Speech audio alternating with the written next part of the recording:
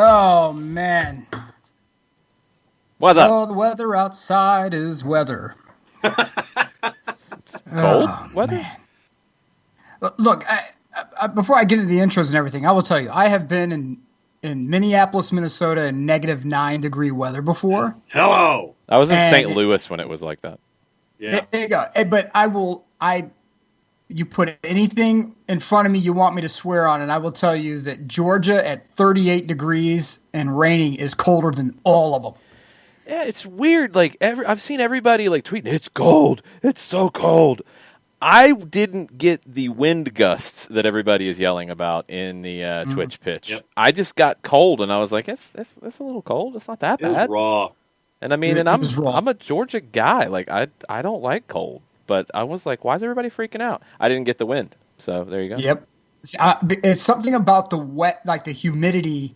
With the cold, it cuts through everything. It doesn't matter what you're wearing. Like if you're in Colorado and you're up in the mountains, because if you've ever been to Colorado before, you know what I'm talking about. It's a dry cold. Yeah, when you drive through the Eisenhower Tunnel and you go from like the Golden Plains of the Corps commercials into essentially what is like the B set from Game of Thrones, where it's like snow and blizzard and mountains and everything, you can wear a puffy coat and you're fine. No big deal.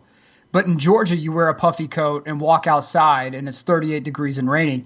It doesn't matter. It doesn't matter what you're wearing. The cold here is endless. And with that, I am Nick Alife. It's Jason Longshore. It is the mouth of the South, John Nelson. That shirt is amazing. Thanks to the folks at KY for this one. That is... Producer Mateo, ladies and gentlemen. We're already on a roll today. Look, I'm going to let everybody know. I rarely ever talk about my 9 to 5 on the show, but I picked up 2 new regions, so I'm officially handling global orders now. I love it. We're talking about Europe, the Middle East, Africa, Antarctica, Asia, now South America as well. It's been a little crazy as of late. I'll just throw that out there. If my boss is actually watching this, just remember, reviews are coming around. That's all I'm going to say. Reviews are coming around. Remember who took on the global deal when nobody else would? Your guy right here. the man right there. Right here. To quote Ric Flair, I live and breathe for this business. Woo! There you go. All right, gentlemen, what's on your minds for this evening? Well, there was a transfer day today. Ooh, there was a transfer day. Aren't we still waiting on a couple of deals to get finalized? A couple, yeah. You have to put in, there's this really ornate piece of paperwork that you have to file before the deadline, and that gives you an extra 2 hours. One of them, I think, is Josh King, whether the official move to Everton, and then the other one is Minamino from Liverpool to Southampton. I think the Minamino one is the slower of the two. I think we're still waiting officially on the Paul Areola move to be announced to Swansea, and that's your club, John. It is. You don't get any insider information on this? Seriously? Like Mindy Kaling doesn't email you and say, John. Mindy Kaling blocked John a long time ago. I was going to say, Mindy Kaling and Jason Levy probably would have blocked me. Mm-hmm. My goodness. Now, the last notification official from the club was on the Morgan Whitaker transaction, so we're still waiting on the paperwork for Paul Areola. Once again, if you filed that piece of paper, which is nothing short of War and Peace, you've got until the hour mark of our show. Let's relax here. Sky Sports people were freaking out. I mean, Harry Redknapp got lost on the way into the studio, and they're freaking out about signing a term sheet to get this thing done. I mean, come on. Let's not overreact here. Paul Areola, according to Tom Bogert, is done. Paperwork filed. Everything received ahead of the 6 p.m. Eastern Time transfer deadline. Loan, no purchase option, but clubs will revisit a permanent deal during the loan. Has not been announced yet, so maybe they needed to do that term sheet to finalize everything. But that one, the King one, and the Minamino one, I think are the ones that we are waiting on confirmation with. Right. I don't think there's any others. No, those are the only ones I think that are in play with the term sheet from hell. It's not that bad. Well, it's our jobs to freak out, right? We're the media. Oh, it's our jobs to freak out, blow bad. things out of proportion. I was trying to tell the truth. My bad.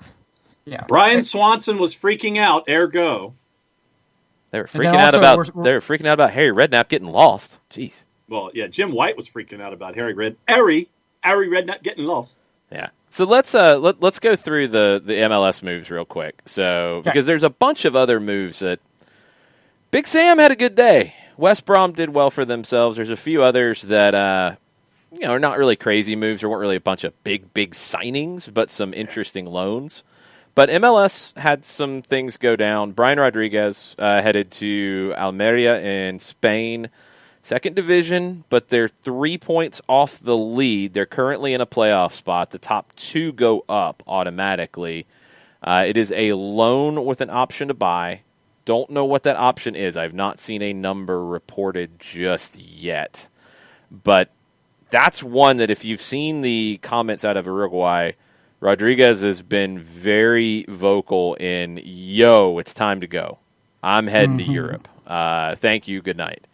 And that deal gets done really late in the window. The Brian Reynolds deal got done today, $8.5 million up front.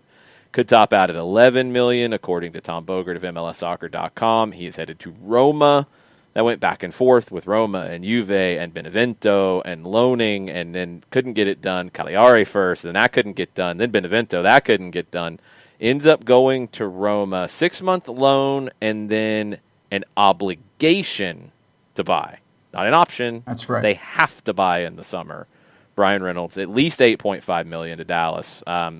That number still blows my mind. Have we seen confirmation, John, on Kaku? Nothing short of the initial discussion from earlier today. Okay, so it looks like Red Bulls are actually going to get some cash out of the deal, not going to recoup anywhere close. There was at least some thought that they wouldn't get anything out of it, but he is headed to the Middle East, to Al Tawan. We'll see if that gets finalized. I don't know their transfer window situation, if they can bring him in or not. There is confirmation, according to Ricky Ricardo. Come on, John. Yeah, they have released the video of the introduction of Kaku with celebrations and meals and everything. I'm going to have to follow Ricky Ricardo on Discord so I can make sure I get a trusted source on this stuff. There you go. Orlando City, Daryl Dike, Barnsley, which was a shock. Nobody saw that one coming. $20 million buy option is the reported number, and that's why you see this one happening. Barnsley's never paid anything like that, but there are some other clubs that might pay that if he does really well, and they're 6 points out of a playoff spot. It's a really crowded championship. They could get there. Barnsley could get into a playoff spot. If they go up, then maybe we're having a different conversation. That $20 million to buy, that's a tough one for Orlando to turn down, even that possibility. One thing to keep in mind, and I haven't seen a lot of people maybe get this one correct. Soccer America had this. You got to remember the dates for the windows in MLS with these short-term loans. And, you've got Jordan Morse, you've got Areola, you've got DK. Aaron Long never got loaned. Sorry, Aaron Long. The Red Bulls don't really care to help you out. But you've got to come back before MLS's window closes, which is May 7th. Or you don't come back until July 7th, I believe, is when the MLS window reopens. You can't come back when the MLS window is closed, even if you're under MLS contract. It's because of the way the transfer windows, the international transfer certificates work. You basically have a license, and it can only move in windows when that league's window is open. It doesn't matter who holds the contract. It's the license, essentially. It's that ITC. So keep that in mind. Like some of these deals, especially for these teams that are in these promotion situations, if they tank and they're not going to get promoted, the loan could get ended before May 7th. They could come back. No worries. If they're in a race, they're not coming back until July. That's a big one to remember because I see a lot of people say like, oh, well, he'll miss 4 games or 5 games or whatever. He might miss more than that. It just depends on how it goes down. No Josie Altidore. No idea what happened with that. No idea what was going on with that. No Aaron Long. Not really a surprise there. Red Bulls have not really done all that right by him. The DK one, the other thing that I thought was interesting, and Jason Nix brought it up, a bunch of people have talked about it all day. That appearance last night for the U.S. men's national team in a massive win against, what felt like a high school team in Trinidad and Tobago, that was enough to qualify him for a work permit. That's what got him through. And you're seeing more MLS guys get these opportunities because the work permit situation has changed. English clubs can't just go grab somebody from the European Union and bring them in no problem. Now it's actually easier for players in this hemisphere at certain levels and certain accomplishments to get a work permit than it used to be. And it's harder for those random European Union players to get a work permit. So the scales have tilted a little bit to some of these MLS moves, and when you're throwing these kind of buy options on it, the Jordan Morris one would be the biggest transfer Seattle's ever had. The Orlando one would be the second biggest transfer in league history if DK gets sold. Some good business. We don't know about the Areola numbers yet. We don't know what that would be, but he's never had that chance to go to Europe. It is what it is. The landscape's changed, and MLS has got an opportunity for some of these guys to go over and show what they can do. DK to Barnsley, I'm really intrigued by. And you mentioned Areola, and if you think about who owns DC United and who owns Swansea City, it makes sense. Oh yeah, and I'm surprised that this hasn't happened before with Jason Levy and being in charge of both. But now that I was waiting for you to start complaining about that one. Yeah, it's like, dude, let's get some folks some run, And so, who did you want? Did you want Yamil Assad? I wanted Areola. I thought you might have wanted Yamil. You might have wanted Birnbaum to come over. But no, Areola. It's like I said, I'm surprised that it didn't happen sooner with DC United, and perhaps coming the other way, you'd get some folks from Swansea City coming over to DC United as well. I'm surprised the relationship hasn't started until now. Oh, here we go. Stephen Goff with an update. The Areola loan crossed the finish line in time, he is told, out of D.C., waiting official announcement soon. So the Areola to Swansea deal does appear to be fully done. Mindy Kaling got it done for you, John. Look at that. And so it's Jordan Morris's gear that I now have to buy. Oh, that reminds me, I should look on the website and see if they're selling Jordan Morris's gear at Swansea City. How do you not have some sort of promo code That's that what you I'm get via email? For real, as a member of the Swans Trust, you'd like to think that would be the case. But no. Oh, okay. No. I'm selling my shares. If I can't get a promo code for discount jerseys or first, I get first dibs on the new player jerseys. No. Colonel is reminding us it's not official until it's announced by the club. That is accurate. That is accurate. Sounds like me. Yeah, that did sound like John. I'm a little disturbed, Colonel. You usually don't sound like John. You usually check John. I want the code. Give me the access.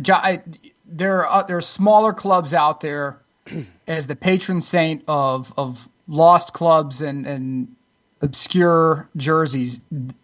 There are other clubs. No doubt. Like Lebowski. You could do Calcio Storico Lebowski in Florence, where their logo is literally the dude from Big Lebowski.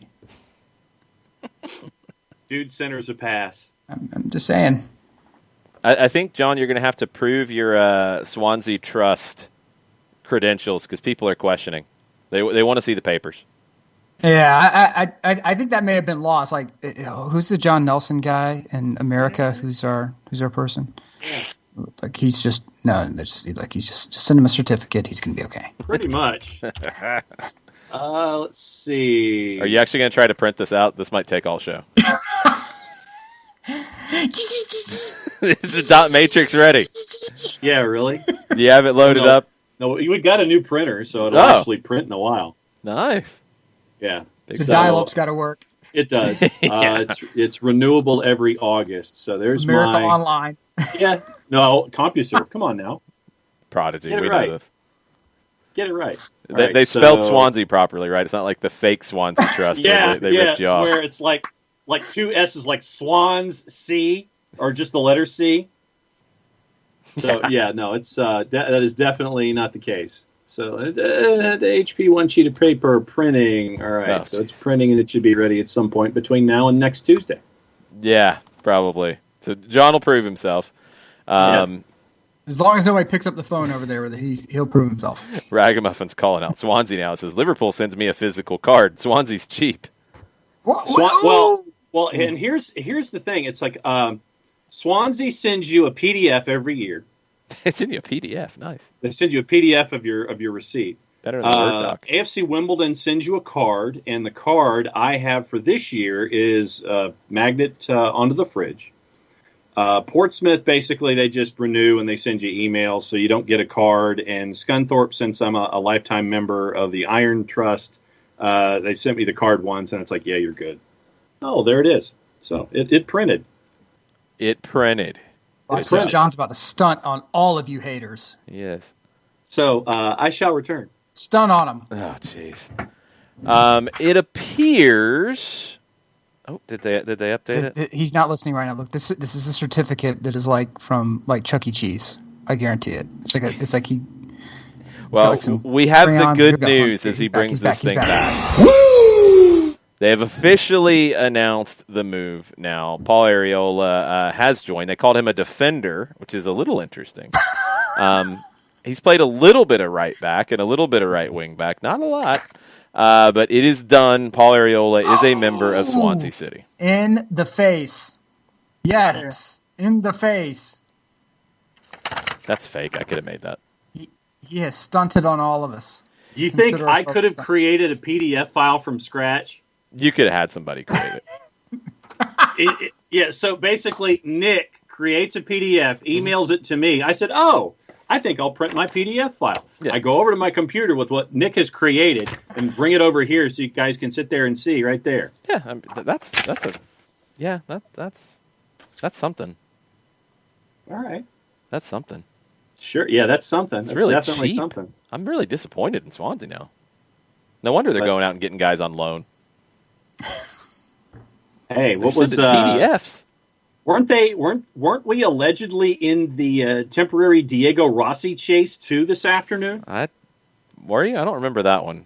He was. It was like a one-liner as a part of the discussion that they were allegedly part of chasing Diego Rossi, and I'm like, they ain't spending that kind of money. Yeah, that one sounded like Rossi at one point was going to Reading. Right. And there was a $10 million number thrown around. And then the reports on this side of the Atlantic said that LAFC was looking for $18 million on a move for him. And, yeah, that wasn't happening. I mean, Brian Rodriguez, that one's done, at least on a loan. And if they get promoted, all right. I don't know what the buy number is. That's the part we don't know. I can see that. Or somebody else in La Liga seeing him, snatching him up. Okay, got it. If it doesn't work for him there, he's got Copa America in the summer where he'll have an opportunity to impress. So Brian Rodriguez, gone. He was supposed to be the Rossi replacement, but Rossi's still there, so there's no replacing B-Rod goes. Rossi replacement. Yeah, and then it's what happens with Diego Rossi? Because we've been waiting on a move for Diego Rossi for a long, long time. Did they miss the window? Yeah. Mm-hmm. That move, the Rossi non-move and the Aaron Long non-move are two that absolutely just leave me a bit flummoxed, if I may say. The Aaron Long, look, Red Bull, we know what Red Bull does. Red Bull's trying to feed up-and-coming players to the other Red Bulls teams, right? We understand this. However, it seemed like the player wants to go. It's not like the player's scratching and clawing and saying, no, God, please keep me in New Jersey. I used to live in New Jersey. New Jersey is a fine state, despite what many people say. If I have the ability to progress my career and go to Europe, I'm going to take that. And if the Red Bulls won't get me there, I'm using every WhatsApp chat group that I have at my disposal to let everyone know I don't care who tries to move you here. Take a job as a U8 coach before you come play for New York Red Bulls, because they will not get you to where you want to go. There's nothing about this team that says that they're anything at this point other than we are just here to exist as a marketing wing of the greater Red Bull organization. They're not competing for what their bread and butter is, which is the the supporter shield. They're not here to compete for just about anything else. They're essentially, we get to put Red Bull jerseys on the pitch, every week. They need to do a watermelon third jersey. I'd be in. The Red Bull. The watermelon Red Bull's really, really good. So if they did a watermelon third jersey, I'm in. It would have to be Leipzig, though. It'd have to be Leipzig or Salzburg or Salzburg. That's true. Nobody's buying enough New York Red Bulls jerseys to qualify for a third. That's true. DC United officially put out word on Ariel. Well, considering Swansea had already announced it, we kind of had that one. A little behind. Yeah, a little bit. You were making PDFs. Yes, I was. I got an update for Nick. Oh. Milan has signed a 17-year-old Hungarian. Let's go. Milos Kerkez. Milos, what's happening, my man? Milos. The picture is there. He looks like a bad dude. He looks like a bad dude. There you go. Are you okay? He is headed to Milan at 17 from Hungary. Let's go. Big ups. Get ready to play, my man. One for the future. He's on the special plane, too, to get to Milan. Pictures of that. They had him on the private? They sent him on the private plane. Fun special? Yep, looks good. Good stuff. Hey, look. Good move for your boys. David Amayal of the Coucherland podcast was saying it earlier, and I definitely want to make sure that if I grab it from anyone, I want to source him. He said it, and he's 100% right. You can critique the Elliott Fund's ownership of Milan, how they came into possession of the team, but you cannot doubt the fact that they had a plan, they stuck to it, they've been fiscally responsible, they turned around the fortunes of the team, and they are one of the few Serie A teams that have invested during the January window. So, I mean, and people are saying, well, they're just building them up to sell. Yes, you morons, that's the point. That's accurate. I mean, get the club financially stable, sell them to a gazillionaire, and let it ride. Go home and count your cash. What is the, well, we want somebody who's more committed. You're going to have one once the ship has been righted. But my God, I don't want the ship to sink in the process. Good Lord. So the Hungarian scouting report on your new left back that was handpicked by Maldini. And he'll be integrated into the Milan first team in the summer. That is the plan. Yeah, I'm good with that. That's fine. Your new 17-year-old Hungarian left back. Let's go. Look, they're pulling. I mean, you got Jim Petter Hauge from Norway. You have sounded like there were some people trying to come in and grab him, and Milan's like, nah. No, no, we know what we have. Get out. No, yeah. Don't call this number again. Yeah, lose the prank number. caller. Got the Are you going from a wrong cell number, phone? chump. Prank caller. Yeah, Kids nowadays don't know what this means. They only know like beep. But I'm telling you, there was a time when you could physically hold the handset, and you could tell somebody, and this was like the greatest line. You'd be like, "Hey, you got a closet near you? Yeah, what? Hang this up in it. Click." And that's exactly that's what Milan was doing to these people. To say, hold up, let me transfer you to our landline. Yeah, this is you. Yeah, you're there. All right, cool. Yeah. No, we're not selling. Click. Because there's just something about the audio. Because before the button goes down to actually hang up the call, the headset hits the plastic first, so you get that audible on the other end. A clack, like, oh God, like. Yeah, you got to do it right though. You got to plan that one, because you got to slam the bottom part of the phone down first, then the top part to get that effect. Correct. But Milan is doing the right thing. It really looks like what they said is, okay, well, what do we want from Ralph Rangnick? Well, we want youth development. Okay, cool. I mean, Stefano Pioli's doing pretty well here. Do we really want to blow this whole thing up? Why don't we just start getting younger players? Yeah, we could do that. Okay, let's follow that model instead. So it seems to work out pretty well so far. Jean Pitahauga is going to be somebody who will be playing for Milan for at least a season or two, build up the value, transfer him out, make some bucks, and then you bring in Maldini's kid, Daniele Maldini, you bring him in. Look, man, the pipeline, it's cooking. I have no problems with this. I'll be a selling club. In this environment, make me a selling club. Let's go. Couple other bits of news. DeAndre Yedlin, one we've talked about for a little while, leaving Newcastle, going to Galatasaray.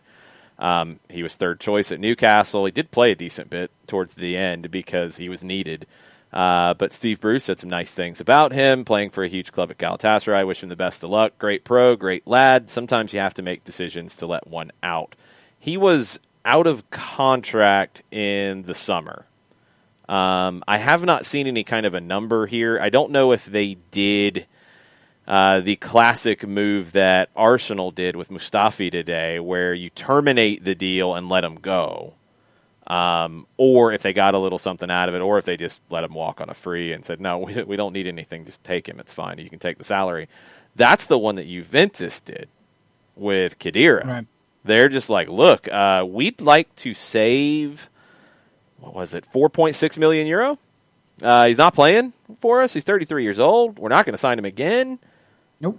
Yeah, you can have him, Hertha Berlin. Have fun. Thank you, Sammy. Sometimes those are the moves that help you right now with all the money flying around or not flying around. Yeah, Right.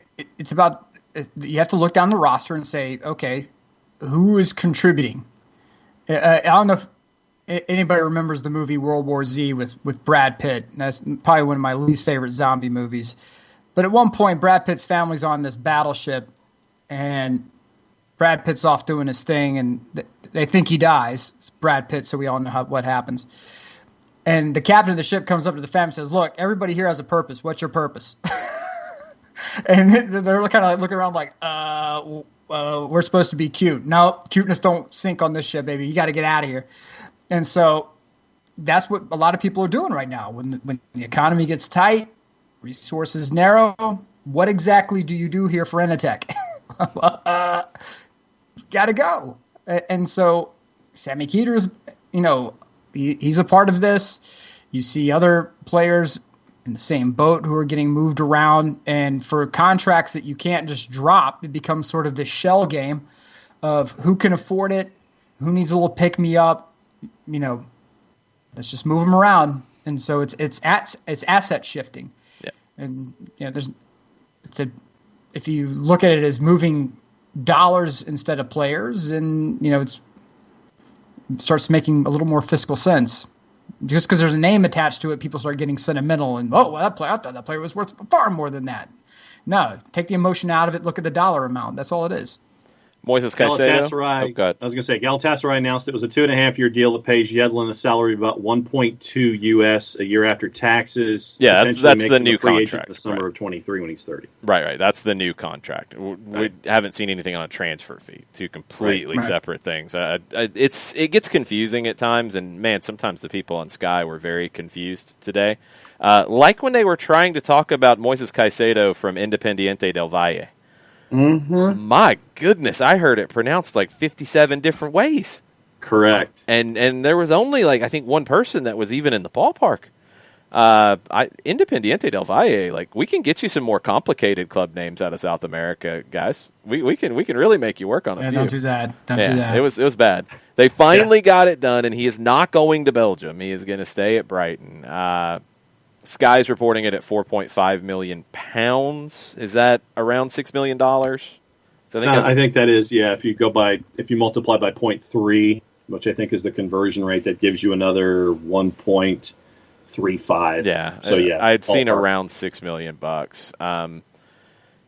He's not going to Belgium, which is a good move. I was not really happy if that was the move they went to. Yes, Perfect Tommy is correct.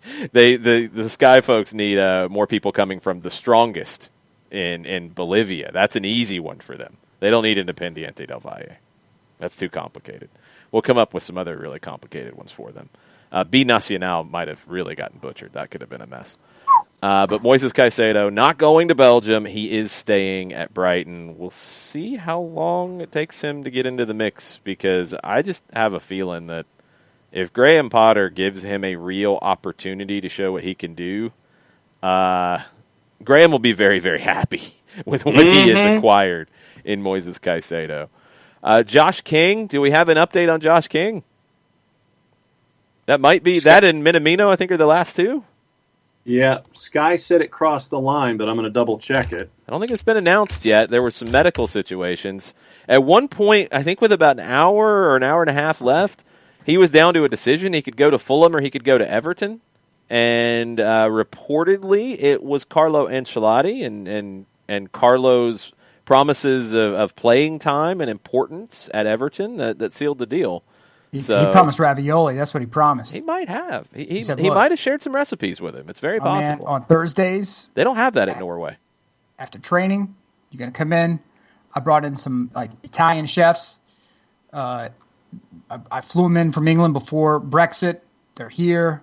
We're gonna have some real food cooking over here. You're not gonna have to eat like pickled shark or anything like that anymore. We're gonna have some real stuff happening here. Just letting you know. Pickled shark? Oh. Pickled shark. You never saw that on Parts Unknown? No, I think I missed that one. He went to Norway and they gave him pickled shark, and he said it was the nastiest thing he'd ever eaten. Glad I missed that. He said one. Normally I always try to smile and go, "Wow, this is so delicious," because this is the one thing where I'm like, it's like no, I'm not eating that. So we'll see about Josh King. Still Everton. waiting. Okay, Everton should have him done. Chris Richards, U.S. men's national team, heading from Bayern to Hoffenheim on loan. Hoffenheim's had a bunch of injuries. We talked about this on the weekend where, you start comparing Richards and Brooks and Miles Robinson, who had a really good day in his first U.S. men's national team start, and Walker Zimmerman and Aaron Long. And Richards has the potential to be maybe better than all of them, including Brooks, but he's got to play. And going to Hoffenheim, he'll have an opportunity to play. It's a very smart move. Well, going back to the Reynolds deal, yeah. Can we talk about the one show that has been talking about this and the destination from minute one? No. Mateo? It was too easy. Don't start this because, man, people have been in their feelings about this stuff. I'm just saying there's been one show that said from minute one, watch out for Roma. Watch out for the Texas money relationships. People have been in their feelings about this. You got to be careful. Get in your feelings and then stay out of my yard with them, because I don't pick up poop in my yard. I don't pick up poop in my yard. Take your poop somewhere else. Don't put it in my yard. Damn. We've been talking about it from minute one. See, multinational fighting on social media about who's had what win. Yep. Well, I believe we have the receipts. So feel free to go through on our website, and you can go and find those. Or you can go on your podcatchers and you can dial back into the archive and dial up the show. That is correct. Oh, jeez. Pull it up anytime you want. Anytime. You had it a long time ago. Yeah. We had it. No. It's the team. It's no, the team. You were the one who brought it up as a possibility. Then we did the research to find the connections and say, yeah, this does make a lot of sense. But no, you had the Roma connection straight away. All I'm saying is,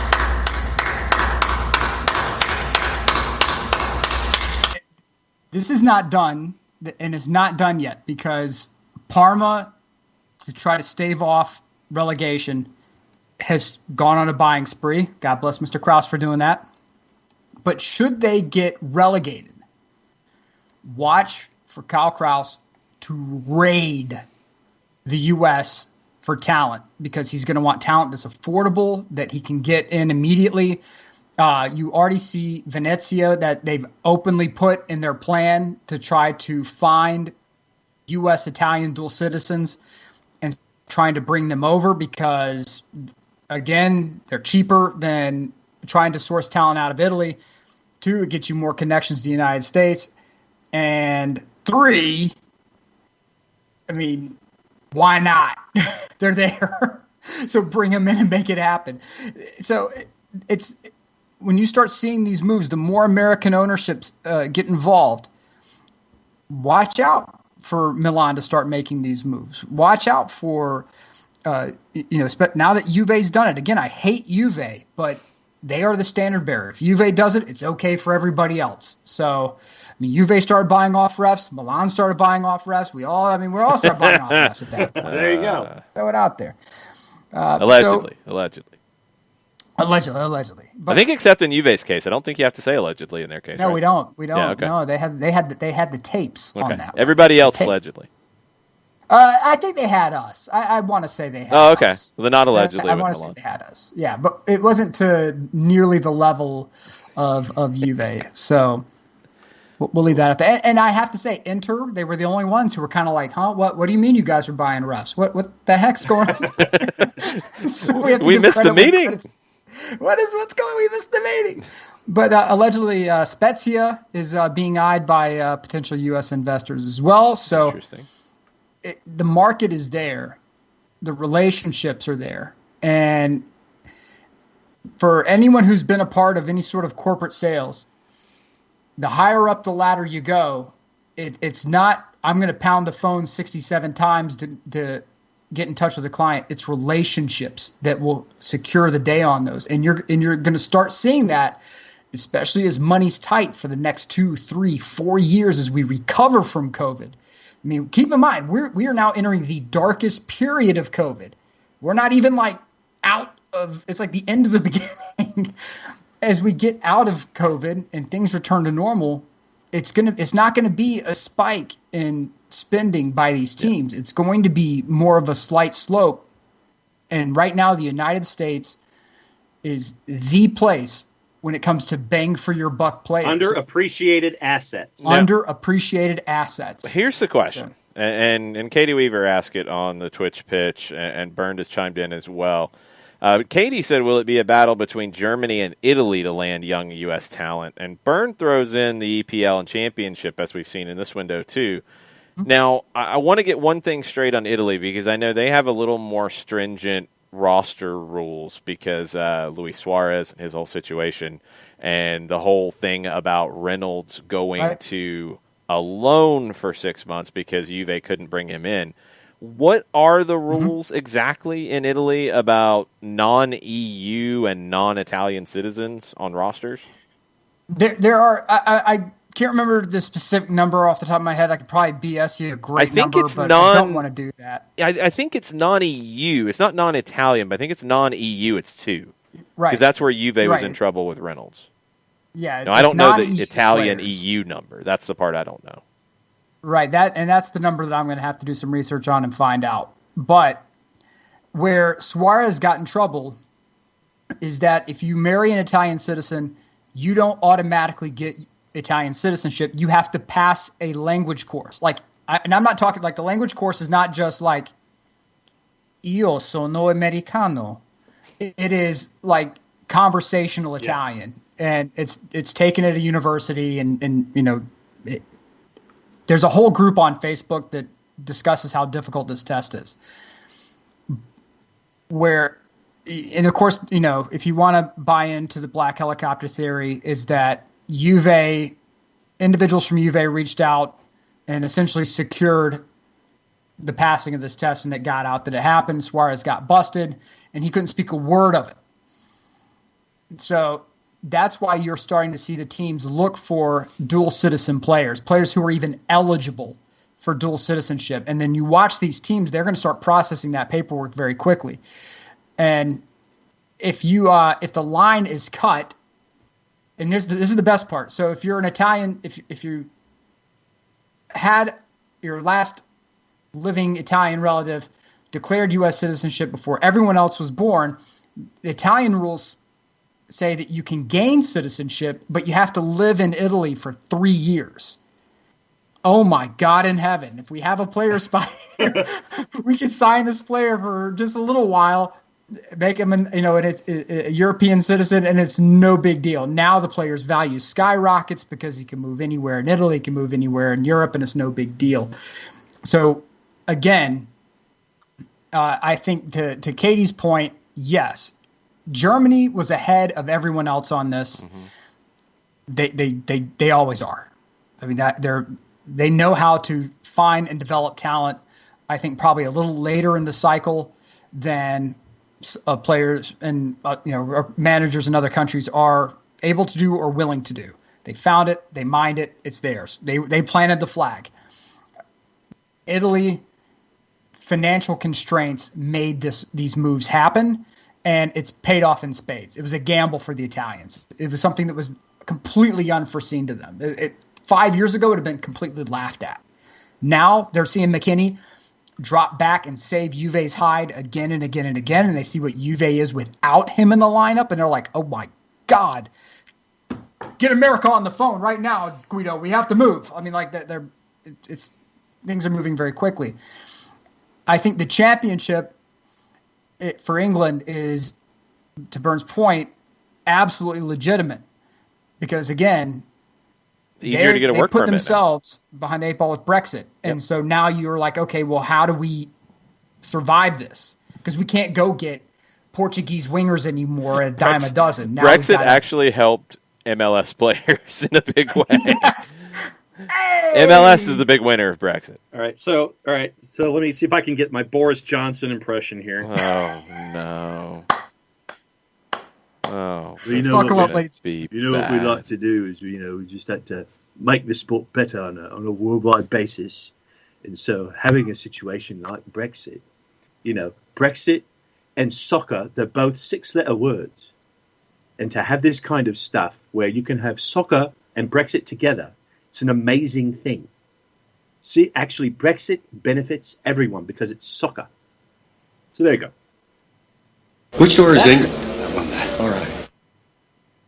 That your hair looked the same, John. It really didn't change. Oh, drat! Yeah, that was something. Does anyone want? We didn't catch all of that. Wait a second. What? Right, you didn't. There might be a reason for that. Okay. So the Duchess is dropping bombs? Yes. Yeah. Bomba.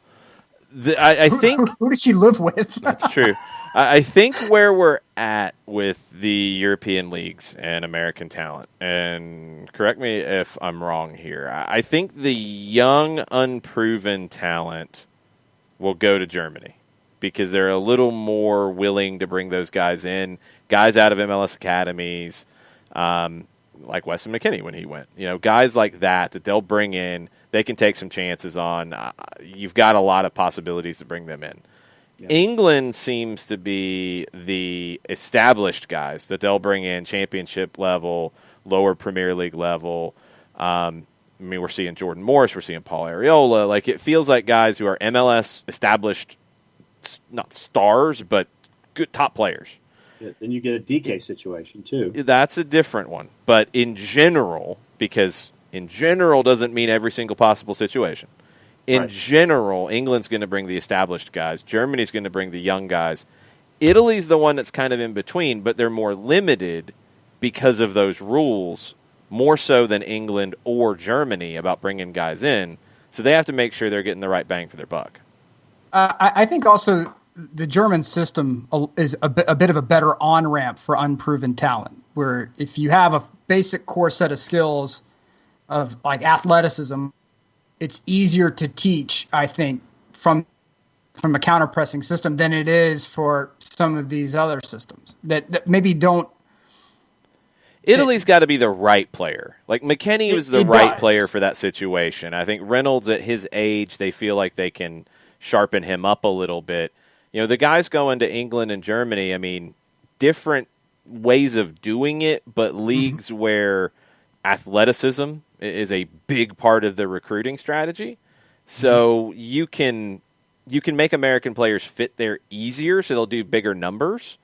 But Italy's going to be the fascinating one to see, and we'll see if Spain ever gets in on this with more American players going. I want to see where the American players in Italy play positionally on the field, because there are not a ton of players in Italy who have just an insane motor that can just go. There's not a ton of them. There are a few, not a ton. And if you watch McKinney in these games, I'm not saying that McKinney by any ways is not an intelligent player or anything like that, or survives solely on his motor, but you can see McKinney work people off the field. Yeah. I mean, just absolutely there are some situations where an Italian player will not view a moment as a 50-50 opportunity. And McKinney's like, oh, yeah, I'm turning this into a 50-50 opportunity immediately. And he turns it into a counter for Juve immediately because he's able to motor to the ball and then immediately find the correct pass to trigger the counter.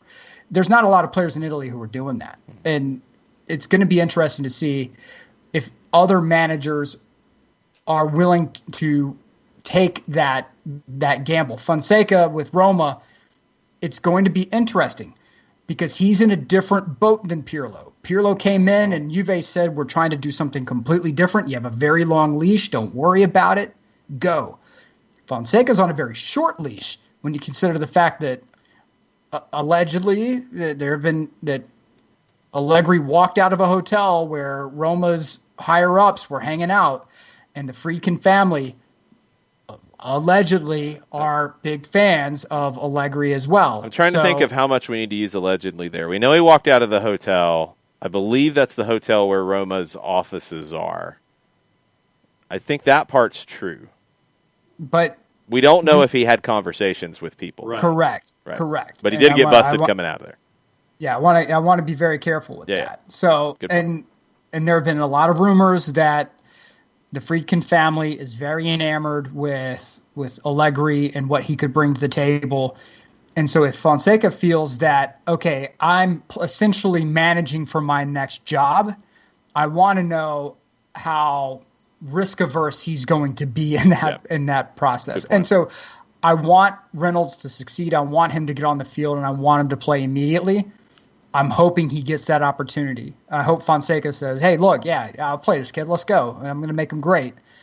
And then Allegri can go and do whatever he wants because he doesn't have this job. I have it. So we'll see how it plays out. It's an interesting scenario because it is a little different than Juve. So if he doesn't see the field immediately, I don't want U.S. men's national team fans to freak out or to think that something shady or shifty is happening. I need a fake, goth musical intro for Christian Eriksen. I don't have one. Just imagine My Chemical Romance or, mid-career Depeche Mode or Primary by The Cure is playing for Christian Eriksen's update. He's still at Inter. He's not going anywhere. They couldn't get it done. Spurs wanted him for free, and Inter's like, no. And Leicester said they'd pay the loan fee that Inter wanted, but they couldn't get the salary part sorted out because he's on a fat number. So that didn't get done. He's going to stay. Inter aren't really happy about it, according to Gianluca Di Marzio. Antonio Conte will let him play more in the next period. Yes, because he's saving his skin. That's why. That free kick, that should get him some more time. Good grief. Yes. Right. Well, for any other manager, it would, but it's Antonio Conte. So, I mean, look, Conte is known for burning every bridge around him. He's burning bridges on Alpha Centauri right now as we speak. He's not even there. They didn't get the Eriksen move done, I think chalks up to a couple of things. One is that Inter's ownership group is probably on the way out since the Chinese have reduced the amount of money that the Sunny Group can get a hold of. I understand that. That's fine. Allegedly, there's this other group coming in. At the same time, as long as you are behind the wheel of that car, you want to get every penny out of every asset you can. And Inter is looking at this and saying, man, we're 2 points out of the top. Are we just going to start letting players walk on a free? Absolutely not. If we have a player who has any value, we want coin for it. Because if we slip in the standings because a player's not there and the skill set's not there, then by God, we better have something to show on the bottom line for it. They're not in a position to really start subtracting salaries at this point. They want to get to the top. They want to break Juve's streak. And if the Sunni Group can go out with Inter winning the league, that's something they're going to hold that's something they're going to put up on the wall for a long time to come. And I think that plays into why they may have been a little more hesitant to make that move. Eriksen still has something to offer. He's showing it. For sure. So, and you guys... He's moved into the really more up-tempo Cure songs. He's into the pop era. Right. Yeah, he's into in between days. He's very excited when he goes on the field now. He's not listening to the sad stuff from that early period. Well, I just want Conti to stop. He takes everything personally, and I get it.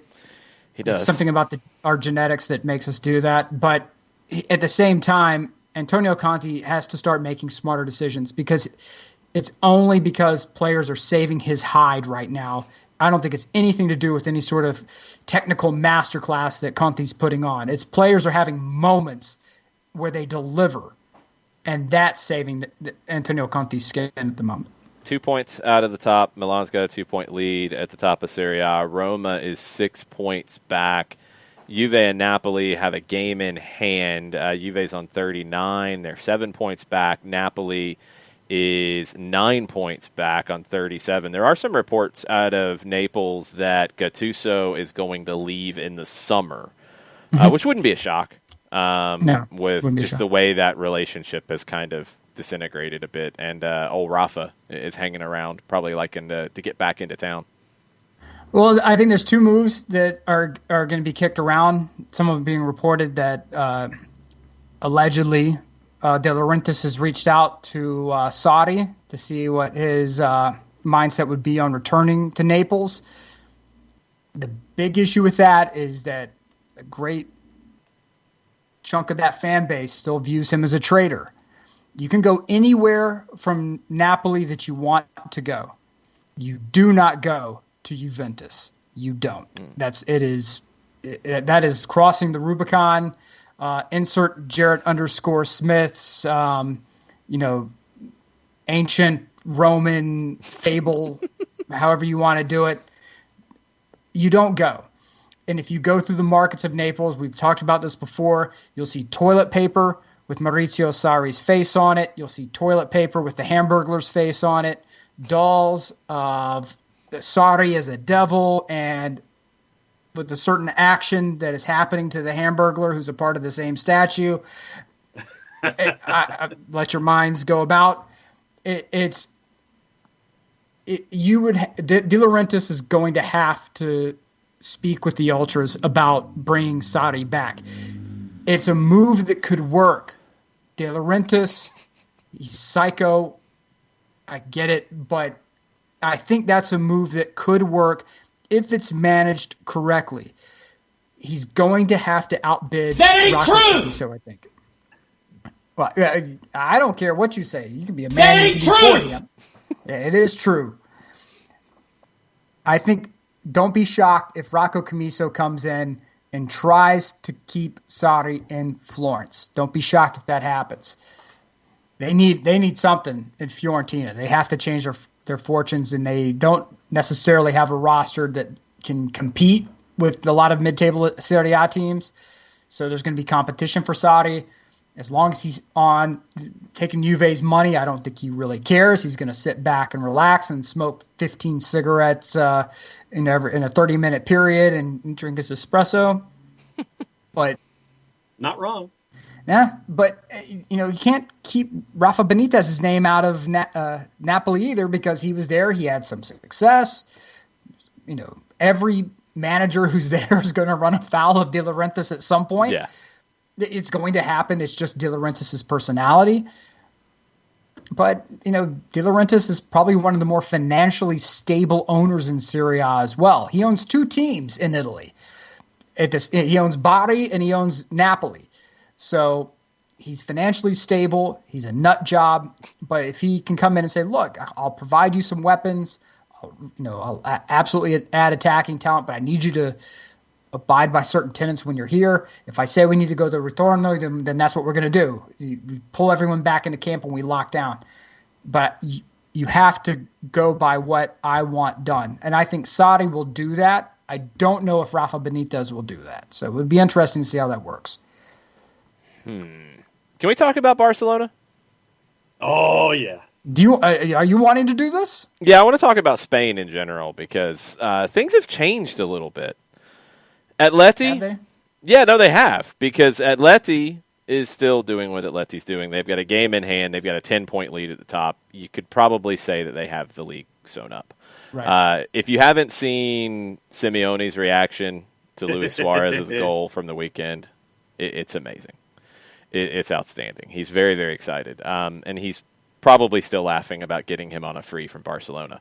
However, there's a new team at number 2 in the table, and it's Barcelona. And they got there in part because Lionel Messi scored a ridiculous free kick. Oh, God. 21 goals on free kicks in this last span of time. It's like more than double anybody else. It's ridiculous. Amazing free kick. They win 2-1 on the weekend. They go into second place. Now you're getting the comments out of Madrid that Zinedine Zidane is either must win Champions League to keep your job, or it doesn't even matter what you do, you're gone in the summer. That's where the Madrid conversation is. So we're back to that. We've been there every other week. It's Real Madrid. The other side of the Barcelona situation, before Lionel Messi scored the free kick and before the game started, there was a bomba in El Mundo on Sunday. A bit of a bomba about the deal that Messi signed in 2017 with Barcelona could earn him in excess of €555 million. That's a lot. So far, this is what we've got on this. Ronald Koeman has said that any employee who was responsible for leaking the contract details to the press should be fired.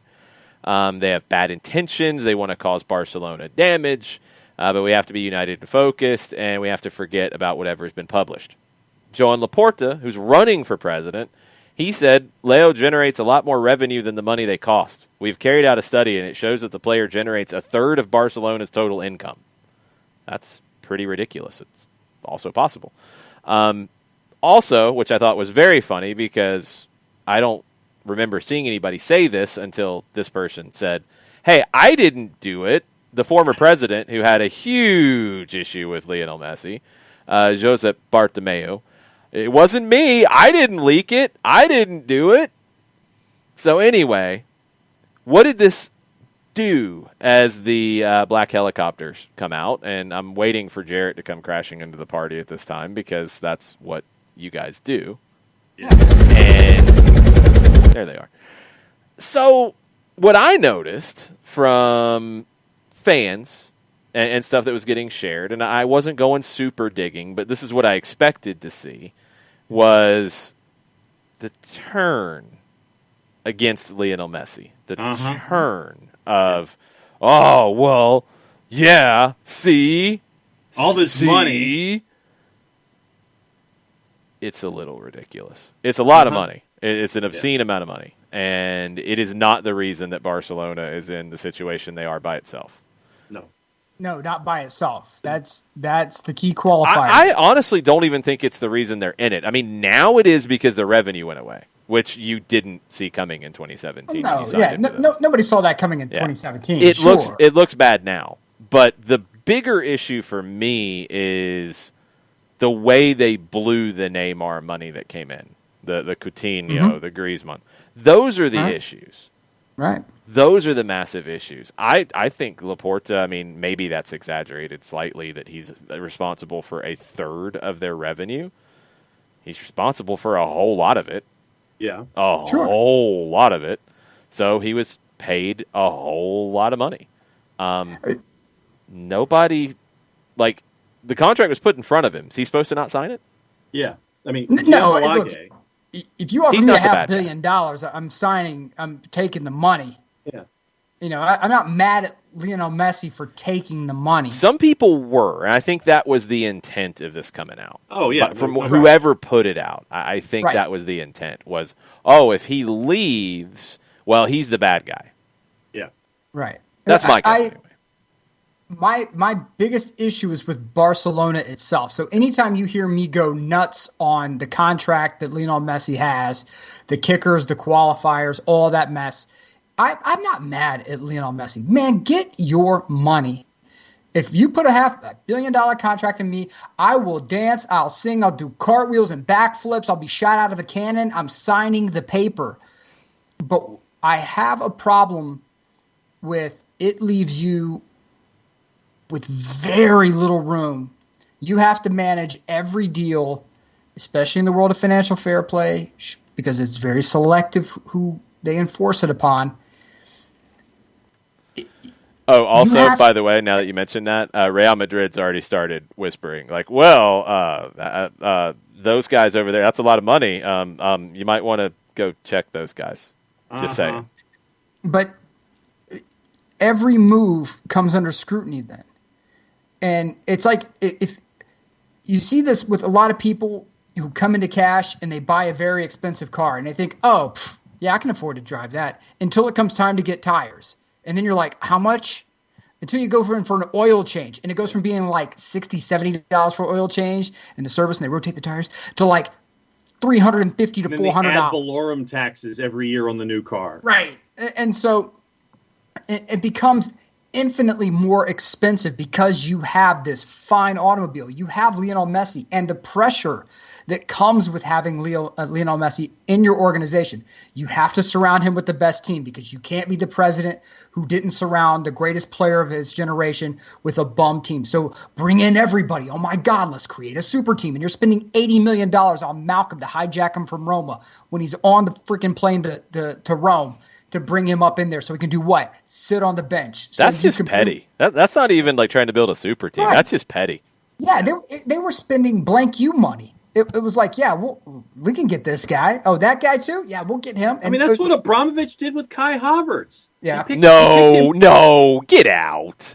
There was a story that was put out where Abramovich in England, and I'll have to look it up. It was released in the media, and it wasn't by the three-letter newspaper. It was by somebody else. That Abramovich picked up Havertz because his chest hurt at the idea of somebody else having him. So he was going to bring him here. He was going to bring him to Chelsea so no one else could have him.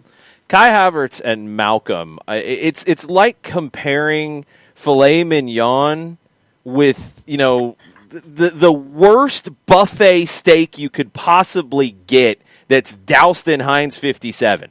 All right? I'm insulted by that comparison, John.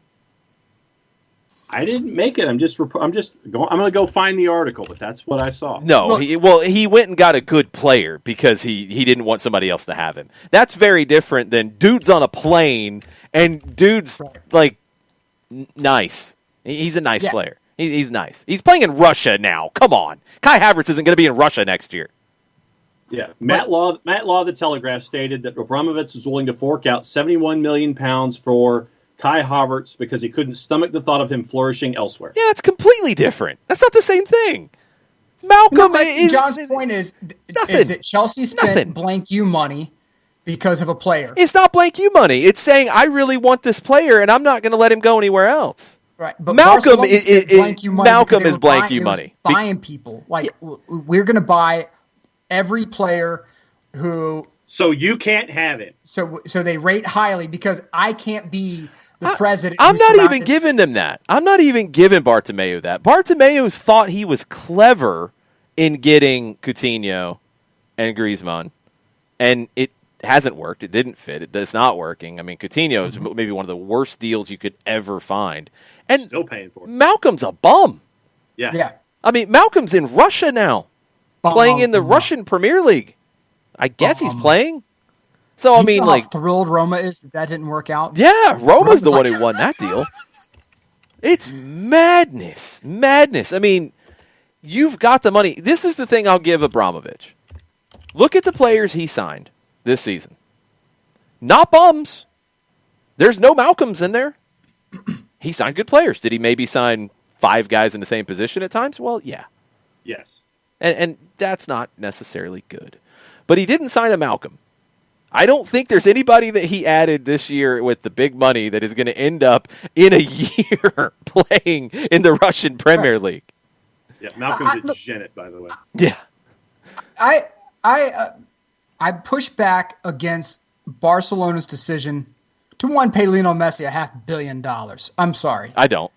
I know you don't, but I think that there's only one player in the history Gwen of the game got really excited. Who I would give $500 million to, and that is one Mr. Diego Maradona. But which have been just wild to watch. But anyway, but I will say that when you give a player that much money, every other signing must be on point. And Barcelona has not been on point. They wrote contracts with their eyes closed, and they're paying for it now. And they need to just walk away and let Messi go to PSG and have a managed schedule that allows him to be in a top flight position for his final World Cup. Don't make this man wear your stupid jersey for honor's sake and give him a with your shield, or, a with your shielder on it. That's what you're giving him. If you have him go into another contract with Barcelona, you're saying we need you to resurrect this team, and we're not going to be able to surround you with the top flight players to do it. And you're going to make that man run himself into the ground for his final World Cup, and he's going to be burned out and tired when he gets there, and he's going to have to drag an Argentina team yet again. And what's going to happen? He's going to retire with no World Cup trophy, and everyone's going to be what if. He's the greatest club player ever. That's what they're going to say. And for what? Let the man go to PSG. No, but we're talking different things now. I know, okay, it's all a holistic picture is the way I'm looking at it. Yeah, but I mean, the deal was a good deal at the time. 2017, he's probably made most of that money back for the club. Okay. It fell apart because of some other bad signings and other bad expenditures. Yes. And a pandemic. And they got exposed. Right. And they got exposed. They were redoing stadium stuff at the wrong time. Like, lots of different things were just completely, against them at that point. But they spent themselves to that point where they had no safety net. Now, nobody was planning on a pandemic to deal with. No. Financial troubles always appear in times of hardship. Of course. Always. Of course. But that's not because of the Messi deal. Yeah, what I'm getting at is it's not the Messi deal that caused this directly. No, it's the desire to surround Messi with the greatest players on God's green earth. You would have done that if you had signed anybody top, though. I mean, because you have to. If you're going to be Barca, you have to do that. You have to go with the best You had players. the greatest academy in the history of the sport at your disposal that you let go to waste. Oh, no, that's... Where you were... You could have done both. Well, they didn't. No, they didn't. No. Bartomeu's an idiot. Bartomeu's a moron. I mean, he showed it through the way he managed the club. He managed the club into a dumpster. Good for him. There's a lot of things they did wrong. The Messi contract is one of the smallest things that they did wrong. Correct. If you're looking to rip them a new one, there's 10 things on the list before you get to paying Messi a lot of money. Right. No, I will agree with this. And again, none of my anger's at Messi, man. Get your money. But I would say that I personally am not paying $500 million to Lionel Messi. Yeah, but if you were the president who let him walk at that time, you're done. You're done. I understand. You got to win an election to stay in charge. So I think that. Yeah, I get that. I think it's. I think that number, which had already been out there, by the way, Football Leaks had already talked about this before. It was, I guess, news to everybody again. But that number blows your mind when you just take it out of any context. Mm-hmm. But when you think of the context and how important he is to the club, how important he is to a president winning an election to stay in charge, how much revenue he generates for the club, it's not as crazy of a number as you might think it is. Yeah. And it's not the problem. The problem is so many other things. That's the issue for me. I was being mean to Malcolm. I'm going to apologize to Malcolm. He's doing pretty well in the Russian Premier League. I mean, pretty well. He started 14 games. He's played in 15. He's got a goal and an assist. But he's rated very well. He's completing a good number of passes. He's getting about 50 touches a game. He's doing pretty well. A bum was a little harsh. Sorry, Malcolm. Was it? It's harsh, and he's a bum now. Maybe he's found his level. Yeah. That's in it, maybe. It wasn't at Barcelona, I know that much. Yeah. So here's when the bomba hit, Gimbalage came out, and here's what he said in response to the bomba. He said, 1, this isn't the figure that he earned at Barcelona since he signed the new contract in 2017. It's less. 2, Barca kept showing off being the club with more income. Where should that money go if not to top players? 3, I want to see the gun put in the head of Bartomeu when the club offered that. 4, and more importantly, this is not the reason the club is on the verge of bankruptcy. Bad management is. His wage since 2017 is around 90 million euro gross. The full figure of what he earns include 192 million euro of bonus for signing on. Right. If you want the best, you have to pay for it, and the money that comes to the club because he is at Barcelona is more than double of his wages. Yeah. I think all that's legit. Sure. Winter Wind with maybe the comment of the night on the Twitch pitch. The only top decision contract-wise that Barcelona has made over that period was the Brinks truck they got for the Brazilian diva. That'd be Neymar. They did spend it like a trailer park lottery winner, though. Yeah. Yeah. They did. Completely agreed. Completely. I can find no fault in that comment. They did.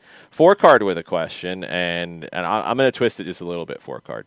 Would MLS make a special salary exception to bring Messi to MLS? They actually wouldn't have to because, I mean, he'd be a designated player. You can pay him whatever you want. It's just down to the owner paying him. Yeah. Would an MLS club in 2017, because it's a different conversation now because he's not making that contract at PSG or Manchester City or anywhere.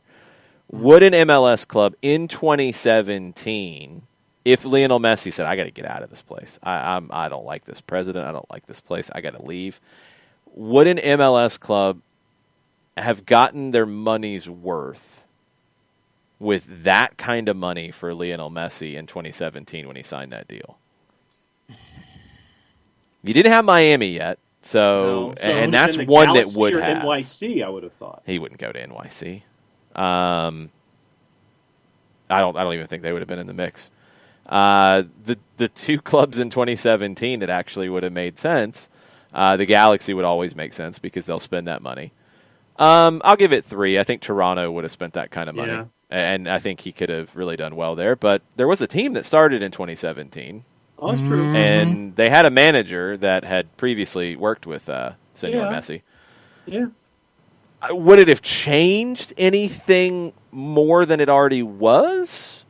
Yeah. It would have. I mean, you would have sold a whole lot more shirts. You would have, been even more on TV. They would have set up a new TV deal. They wouldn't have to do a salary exception. They might have done a TV exception. Where Atlanta would have been on TV every game with Lionel Messi playing. I don't know. I don't know what it would have done for an MLS team to have made that kind of move at that time. I don't know. And now it's different because it'd be less. How much less is a good question because I don't really know. I don't know what PSG and what Manchester City is going to throw around. Could you imagine Messi and Joseph? Well, I don't think Joseph would have been Joseph. Nope. It would have been different. I don't know if it would have been as successful. I mean, it changes everything. It changes the way your team plays. The gravity gets different. Mm-hmm. You would have just functioned differently. I mean, it could have been great. It might have been a failure. I'm talking about strictly from a business standpoint. Yeah. Would it have been worth it? Do it on a snowy night at Sporting Kansas City. It snowed there before. For Atlanta, it wouldn't have made enough of a difference from the way that they went. For the Galaxy, they brought in Zlatan. I would think that they would not have brought Zlatan in if they had brought Messi. Well, no. I'm just talking about the effect. Would the Messi effect have been so much bigger? Possibly, but they wouldn't have gone to monetize it. They wouldn't have gone to play at the Coliseum. They wouldn't have gone back to the Rose Bowl, and their stadium's small. They would have been limited. I don't know if it would have been worth it at that time. Now, maybe. And there's some markets that it could really be worth it. Miami would be the obvious one to me. All the mistakes that Miami's made. Oh. You bring Leo in. But if you bring everybody Messi forgets about the mistake. His home game's at a 40,000 seat stadium, you're doing it wrong. Well, yeah, you'd have to. Part of that deal would be to play as many games as you possibly could at Hard Rock. Yes. Your summer games would have to be at Hard Rock. You'd have to, manage stuff around other scheduled tenants. But yeah, you'd have to play as much as possible. This is a Joe Robbie Stadium erasure. I didn't do it. I didn't erase it. You got to blame Hard Rock. You got to blame all the other different names that came up before that. Sorry, Joe Robbie forever. Pro player. Land Shark Stadium, pro player. Land Shark Stadium's by far the worst. It was. I mean, it's a crappy beer. Come on. But yeah, I think it was Joe Robbie when Andres Galarraga hit one up onto the tarps in the upper deck. We're talking about Lionel Messi and you bring up Andres Galarraga. What's up with that, Jared? We're talking about goats, aren't we? Oh, yeah, there's a different level of goat there. I mean, we're talking about a big goat and maybe a smaller goat, and I think he's a cat anyway. Yeah, he's a big cat. He is. He also beat cancer and then came back to hit like 40 home runs. He's awesome. True. He's awesome, but he's not in Lionel Messi's class. He didn't make that kind of money. No, that's fine. Anyway, carry on. Yeah, totally. I knew you'd come in on the black helicopter stuff. Anyway, we won't talk about Celtic anytime soon, so relax. It'll be okay. No, it's for the best. I'm here for all conversations. Sergio Ramos has rejected Real Madrid's 2-year contract offer. He wants more money. He thinks he can get more money. Madrid is like, we don't really believe you can get more money, so have at it. Have fun. This divorce is going to be wild. It's going to be. I'm still not convinced there's going to be a divorce, to be perfectly honest. I could see it all changing back, but Ramos I think it will be. I don't know. It depends. It's really up in the air. Like, Ramos's people are saying there's an offer from PSG. They're also saying Manchester United's interested. Real says PSG can't offer you as much money as he is saying, that $45 million over 3 years. Real Madrid's like, you can get that, have at it, have fun. Because I guess they still think they've got David Alaba coming, which has not been announced yet and might not get announced until his contract's up in the summer because, that one still feels weird. And I think you have to lump Liverpool into this, not for signing Sergio Ramos, although that would be incredible, because I would just want to see the reaction of people losing their minds about Sergio Ramos coming to Liverpool. But the David Alaba part, I think that might be a reason why this hasn't happened. And we're seeing it play out a little bit. They're expected to get everybody back. Joel Matip is the latest to be out for the season. They're expected to get everybody back. All should be good next year.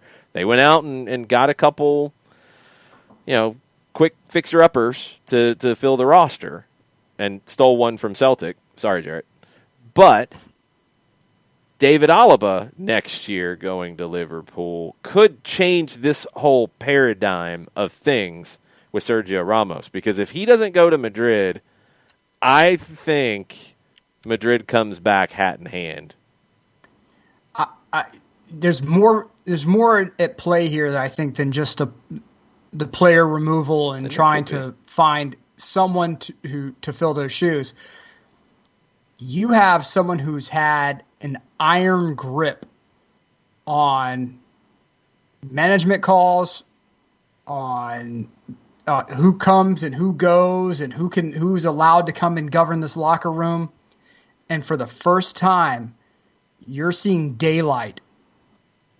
And I think that's going to be very intoxicating to Real Madrid as an organization. Like, look, we can actually have control now? Like, wait, what? And if you can remove the diminishing asset with the control issues and start a rebuild with someone who, the all-new Galacticos, if you want. I don't care how you want to rebrand it, but you're doing it without Sergio Ramos's involvement, influence, and his level of control. Get him out, that's fine. And if he can't find that money, you make him come back to you, so then you are in the control seat. So I think they may push him out the door. Yeah. And then if they may offer him like, hey, look, you didn't get $44 million. Best we can do right now is about 25, 30. You going to take that? Oh, and no more say so on the manager. We're in charge now.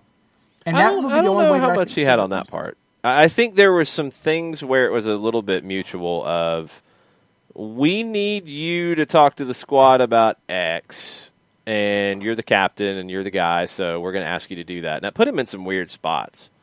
I don't think he had as much negative control as you might think. And he did win 3 Champions Leagues. That's kind of good. No, he did win 3 Champions Leagues. That's pretty good. There's a certain player I don't think a lot of people like that won 3 Champions Leagues, but there's a lot of players people don't like, including Sergio Ramos. Right. I'm just saying that since that one individual is left, taking his talents to Turin, doesn't seem like there's a lot of Champions League winning action. Hadn't won any Champions Leagues there. No, he is not. Yay! I'm not mad.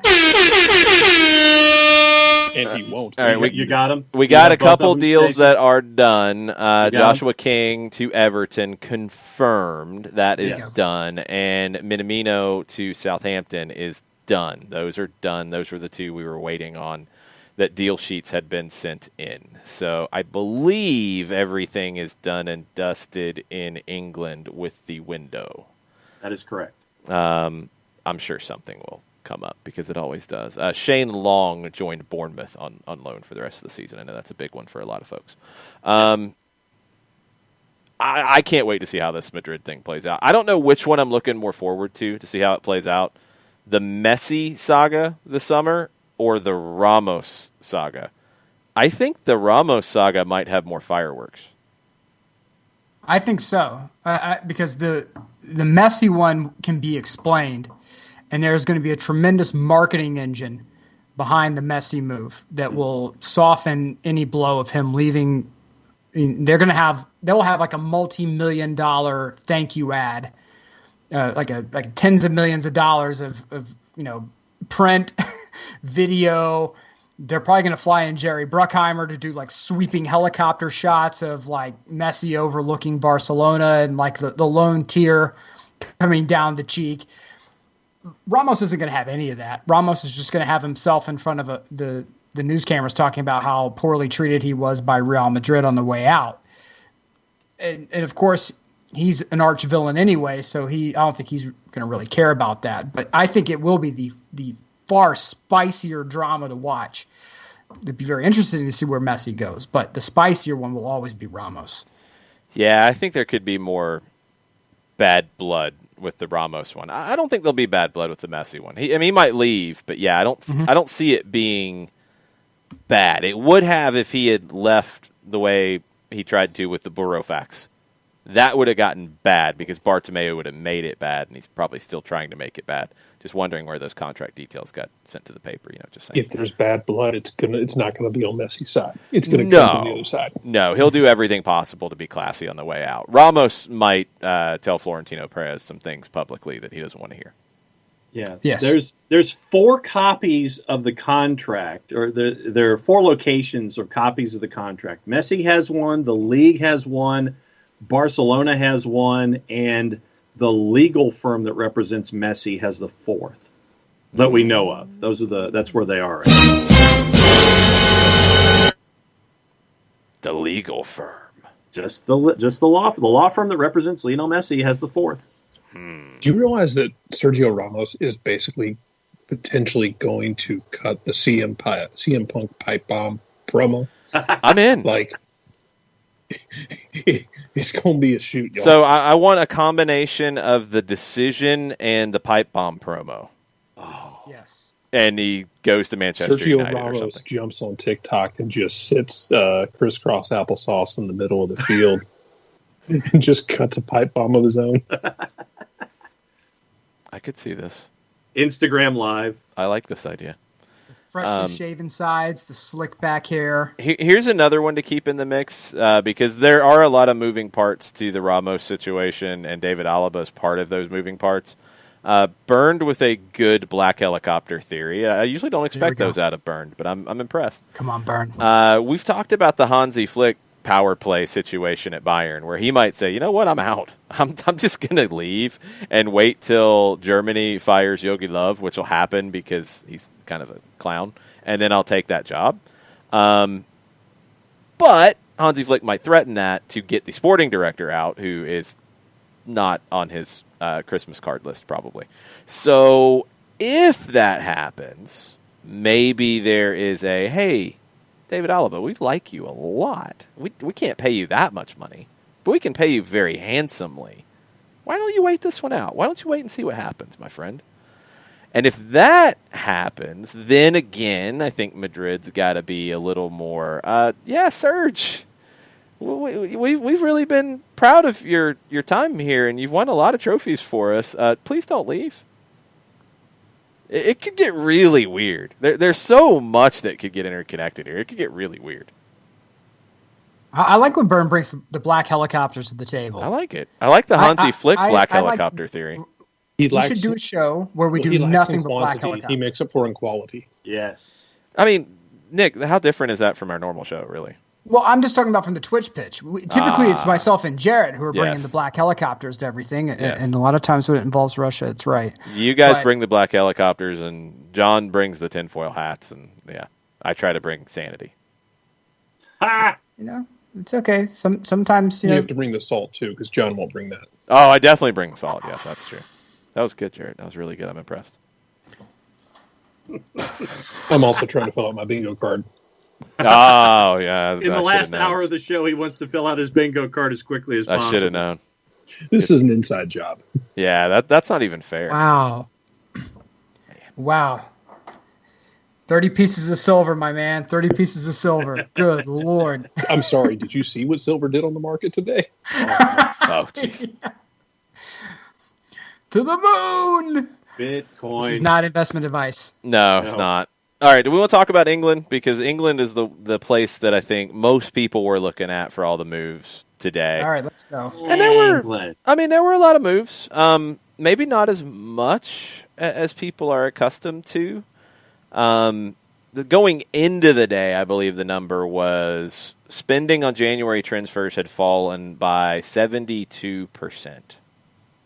January transfers down 72% because of the pandemic, because of Brexit. I don't know what the final number is going to end up at. It was £230 million last January. Mostly loans, mostly moving salaries around.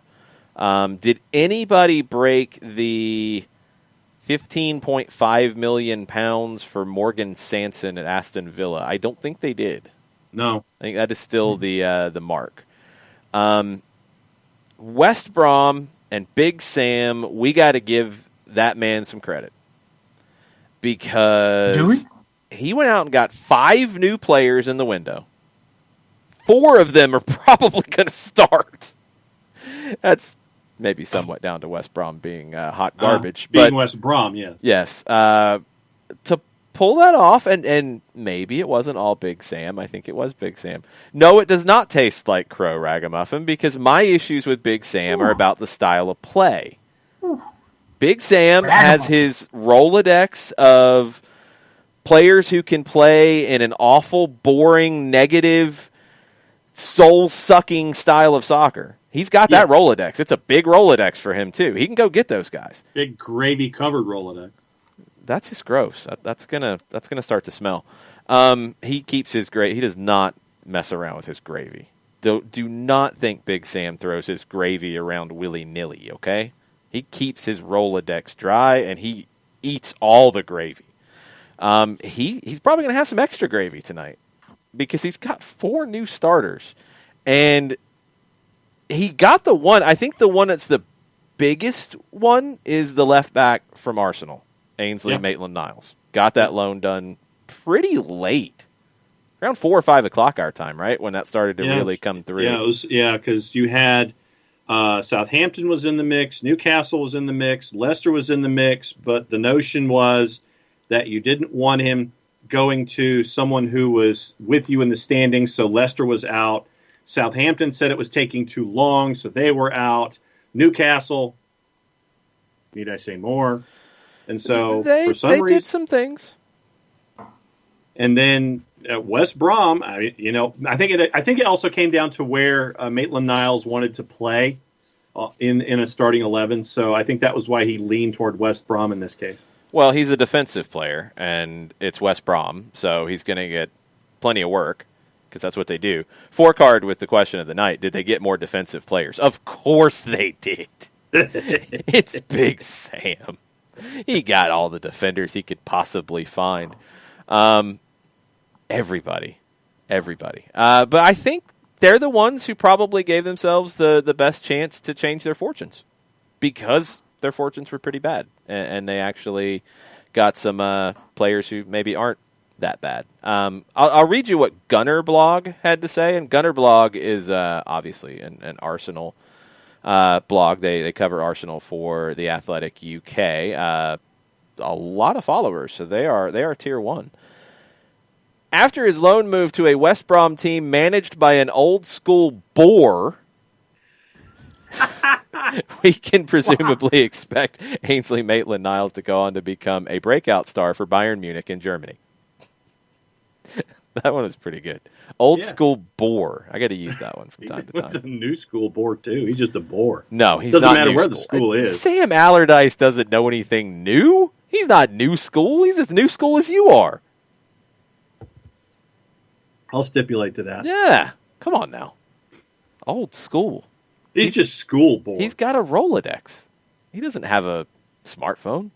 He's got a borough fact. Oh, he keeps them like organized and tied up like the Glengarry leads in Glengarry Glen Ross. Like they're tied up and sitting on a desk in a stack like leads in the late 80s at a sales office. That man doesn't even have a Rolodex. What's your name? Blank you. That's my name. Oh, the obscure references from Jared Smith. All the Glengarry leads, and you can't have them. You wouldn't even know what to do with them. We had one bigger deal that got done today than the one we mentioned previously. £25 million. Benrahma. West Ham made that one permanent. The conversion to the sale, because you couldn't have 2 on loan. Yes, they bumped that one up to get that deal done. So they went ahead and paid that cash. Good job, Ricky Ricardo. Thank you. You get a gold star tonight. Big Sam does not know what PDFs are. I agree, 4Card. He is definitely not even like middle school. He's very old school. He knows what the fish and chips are. He knows where you can buy them. Yep. He knows the gravy to put on the fish and chips. He does not know what a PDF is. No clue about the PDF. No clue about the PDF. But I think he did really well in the window. Did anybody else stand out to you in the Premier League, John, about improving their position in life today? Today? Or in the window as a whole. There were moves. Well, I mean, Liverpool with their pieces of business and bringing in Ben Davies from Preston North End and getting Ozan Kabak from Schalke. Hold that thought. Jarrett, what you think about Ben Davies going to Liverpool? I think he made the right decision for himself. I think Celtic had a month to get this deal done and chose to wait until the very last minute like a 7th grader with a school project and didn't get the signature done. I think that Sky Sports has a lot of egg on their face for reporting that the deal was done 3 days before it came out that Liverpool was going to get him. I wouldn't want to be within 10 miles of Neil Lennon right now. The rest of Celtic, maybe, but as long as Lennon's there, I wouldn't want to be there. Celtic had him set to come in on a free, with a pre-summer, a pre-agreement in the summer. So for Preston, this is good business. You got something for him. He was going to walk at the end of the summer. Mm-hmm. This is great for Preston, and God knows they're going to need the money. Mm-hmm. Mm-hmm. No part. I thought Jurgen Klopp's comments about Ben Davies were a little weird. He like started kind of trashing the guy and trashing Preston. I was like, oh, whoa. He kind of bounced back in the midst of his rambling comments about him a little bit and said it was a great opportunity for him, blah, blah, blah, blah.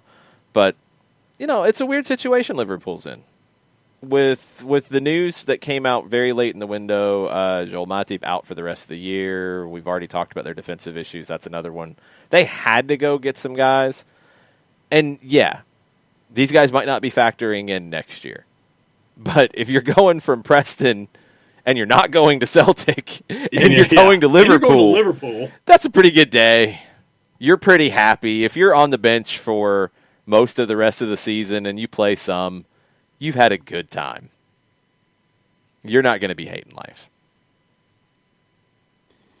No, that's a good deal. He's going to get a chance to play, and probably if he doesn't stick, he's going to get loaned out, but he bet on himself. He got to move to a team that's competing for a championship. He will be around good defenders, even if they are not on the field, guys he can pick the brain of. This is beneficial for a guy who I think is 24, 25 years old. Mm-hmm. in a different timeline, going to Celtic is a good move in this situation because you think about the Virgil van Dijks of the world who have been able to parlay those chances. But that wasn't a great option. Even when it was on the table, it's like, oh, if they can pull that off, that's awesome. I wouldn't do it if I was him. But this is a good move. He's betting on himself. And if it doesn't work out, then okay, you get loaned out and you go play somewhere, and then okay, your contract's up, you go somewhere else. You're 25, you got time. It's not like this is your last hurrah. Yeah. The other one's interesting, and Bernd, since you are our Bundesliga correspondent, we're waiting for your scouting report on Ozan Kabak going from Schalke. It's a loan with an option to buy that could go as high as £26.5 million. I think it starts at 18, so somewhere in that ballpark, depending on what he does. Pretty highly regarded, and it's a loan. So if you don't like what you see, you don't have to make the purchase. So it makes a lot of sense because you've got guys coming back next year. You should be okay. And when you sign Sergio Ramos, it doesn't really matter, does it? Is he going to help Liverpool? We're putting Bernd on the spot with a scouting report on the Schalke player, but it makes sense. I mean, you've got temporary problems. You get one player who is in England, he's in the lower division, you can see how he fits. Okay. And you get a player on loan who's young, 20, promising, talented. Get him on loan. If it works, great. If it doesn't, that's fine. You can get somebody else or you got your guys coming back. I think it makes sense. I think Liverpool did good business. Yeah. They had to go get somebody. Yeah. And other teams for me today, it's, other than the stuff that we saw cross over the line late, Odegaard to Arsenal. And if Graham Potter uses Moises Caicedo properly, then Caicedo to Brighton. Tottenham did not let Dele Alli go. No. And where did your intel come from, John, about everyone wanted him to go except for Daniel Levy? Sky. Okay. It's like, no, he can go. No, he can go. Jose, what do you think? He can go. You over there, Ball Boy, what do you think? He can go. He can go. We don't like him either. I think it was Jim White who said that basically everybody was into the move, but Levy was not. Bus driver, what do you think? I don't like him. He never said hi. He never said hi on the bus. Just go. No, that's a different team. Daniel Levy didn't let him go. He's played 74 minutes in the Premier League this season. Okay. Danny Rose didn't go anywhere. Not going anywhere. He's going to sit out the rest of the season, it seems like. What in the world is Tottenham doing with some of this stuff? It's just strange. I don't understand it. Manchester City with an interesting signing. A signing from Rochdale. Kwadwo Ba, 18-year-old, who Crystal Palace passed on when he was coming up through them. They're like, nah, we don't think he's going to be very good. And then he goes to Rochdale. He's going to stay there the rest of the year. He's going to go to Manchester City next year. Oops. Oops, Palace. Oops. Kind of missed on that one. Yeah.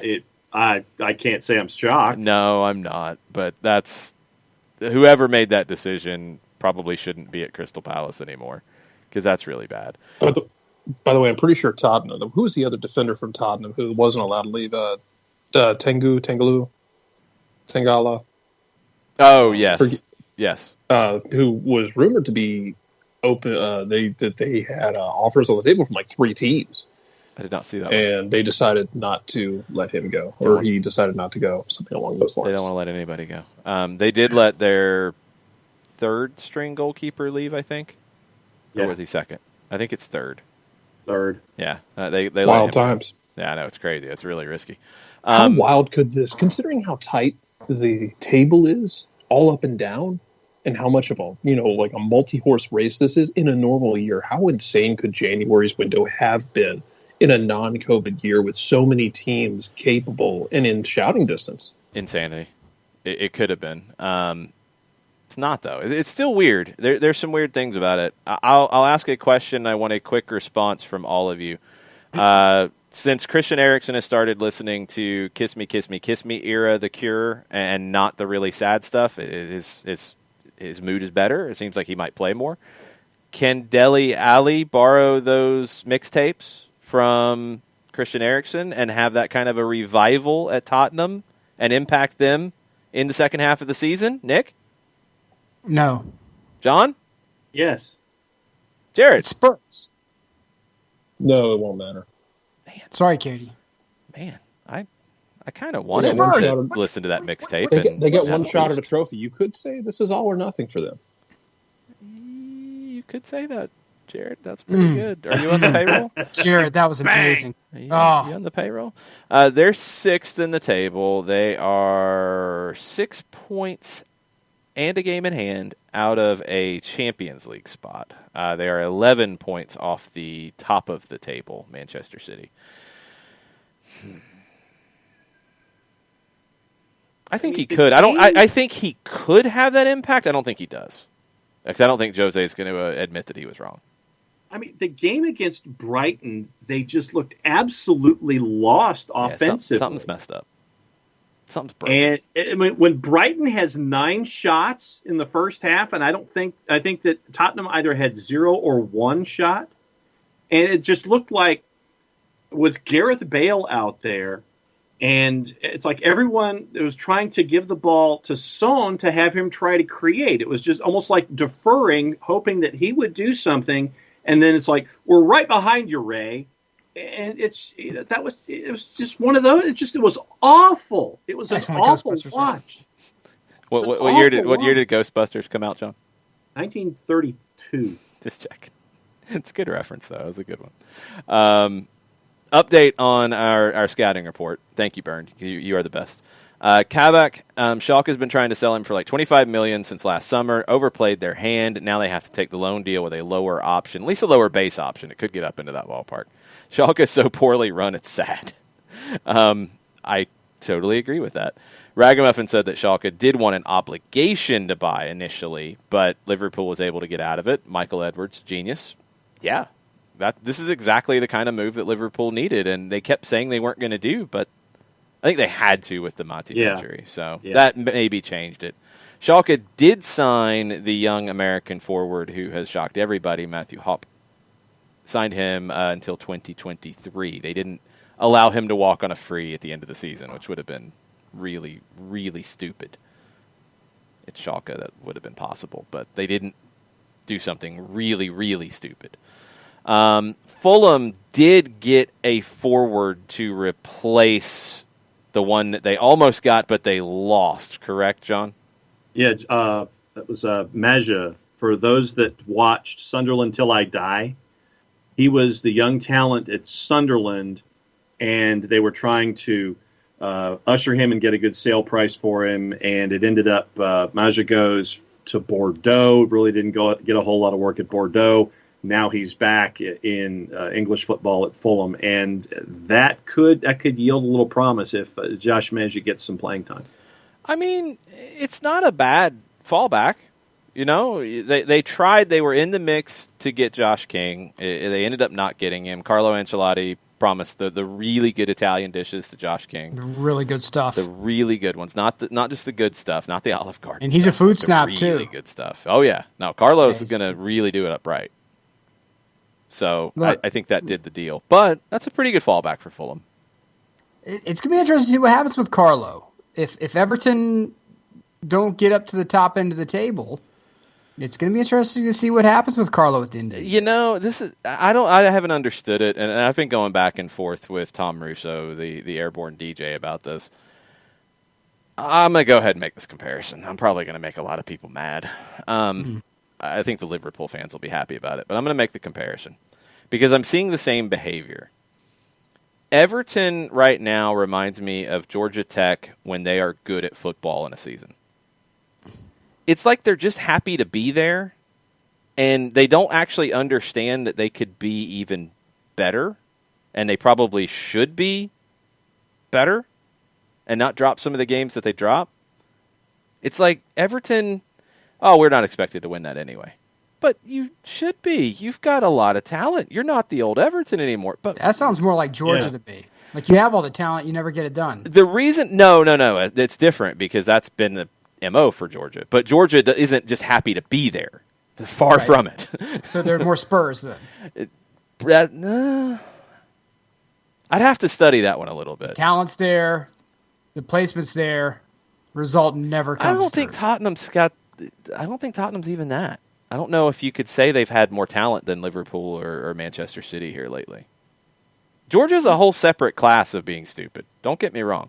Okay. Georgia Tech and I said it. Georgia Tech and Everton is the one that I get because it's like Everton's happy to be where they are, and I think they should be aspiring for more. So I think Carlo's fine. I think everybody's going to be like, yay, we're happy. We like you. It's good. We're not used to having people like you around. You make really good food. And it shouldn't be that. I remember having this conversation with Tech fans one of the years they beat Georgia, which there's only been a few. The year that I think they lost to Jameis in the ACC championship game. Where I was at that game. It was amazing. It was the weirdest damn game you've ever seen. Like, Tech had a shot in it. But I remember having this conversation after they beat Georgia, and it's like, oh, we beat Georgia. We don't really care. And I'm like, do you understand that if you beat Florida State in the ACC title game, I can't remember how everything worked out. I don't remember what year it was. But it's like, if you beat Florida State, you could actually be in an argument for being in the national championship game. No, we're just happy. No, we beat Georgia. We're cool. It's all good. We beat Georgia. I'm like, good. You're a game away. Like, what? No, it doesn't matter. It doesn't matter. It's all good. I'm like, we have a nuclear reactor on campus, so we beat Georgia, so we're pretty good. It's not what they sounded like at all, but there might have been that guy somewhere. It blew my mind, and I get that sense out of Everton. Like, they gotta embrace what Carlo's trying to bring to the table. I don't think Carlo's happy being an 8th. But I think the club's kind of like, it's all good. West Ham's ahead of him. That shouldn't be the case.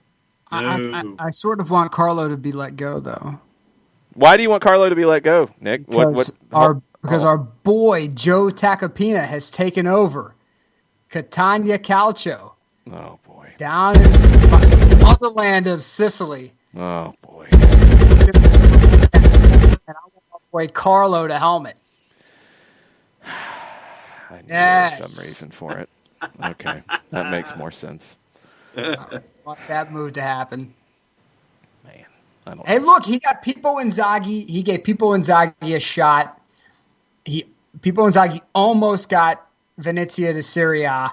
And now Pippo Inzaghi's with Benevento doing the deal. The man knows his managerial talent. I'm just saying. Can happen. Get down to Sicily. Rafa Benitez takes the job after he leaves.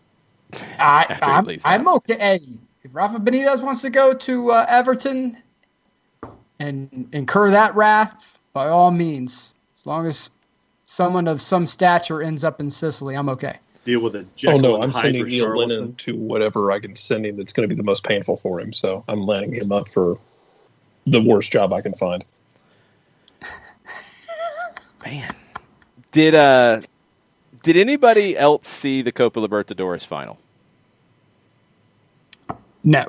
Bits and pieces, yeah. That was painful. I just rewatched Spain and Netherlands again.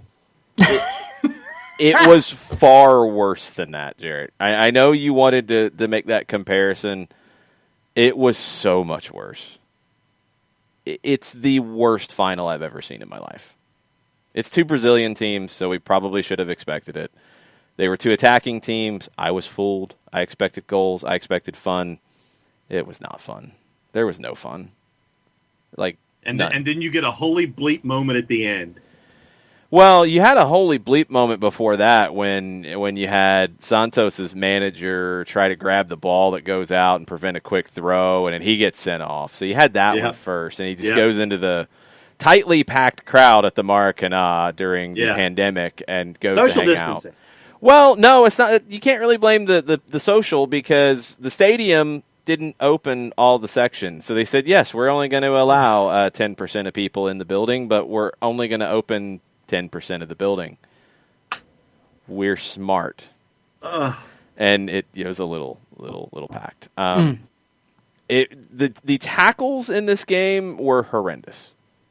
It was bad. There was bad intent.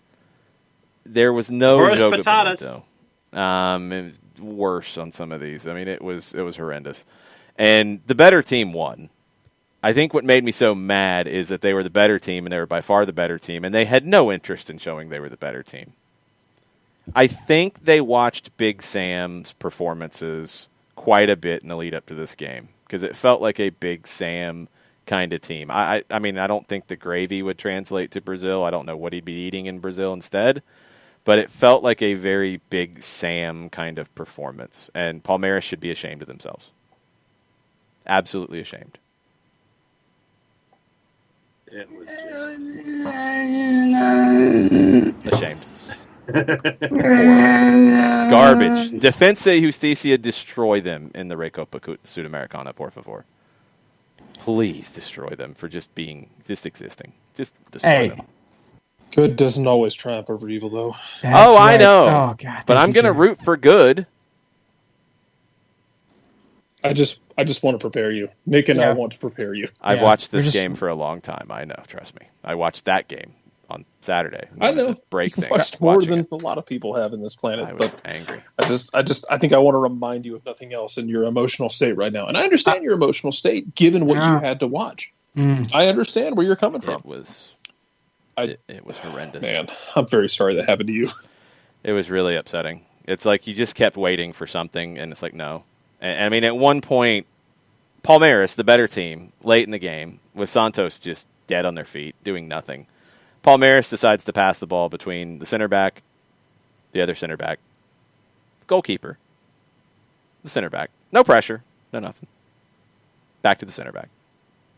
Back to the goalkeeper. Look at the bench. Back to the center back.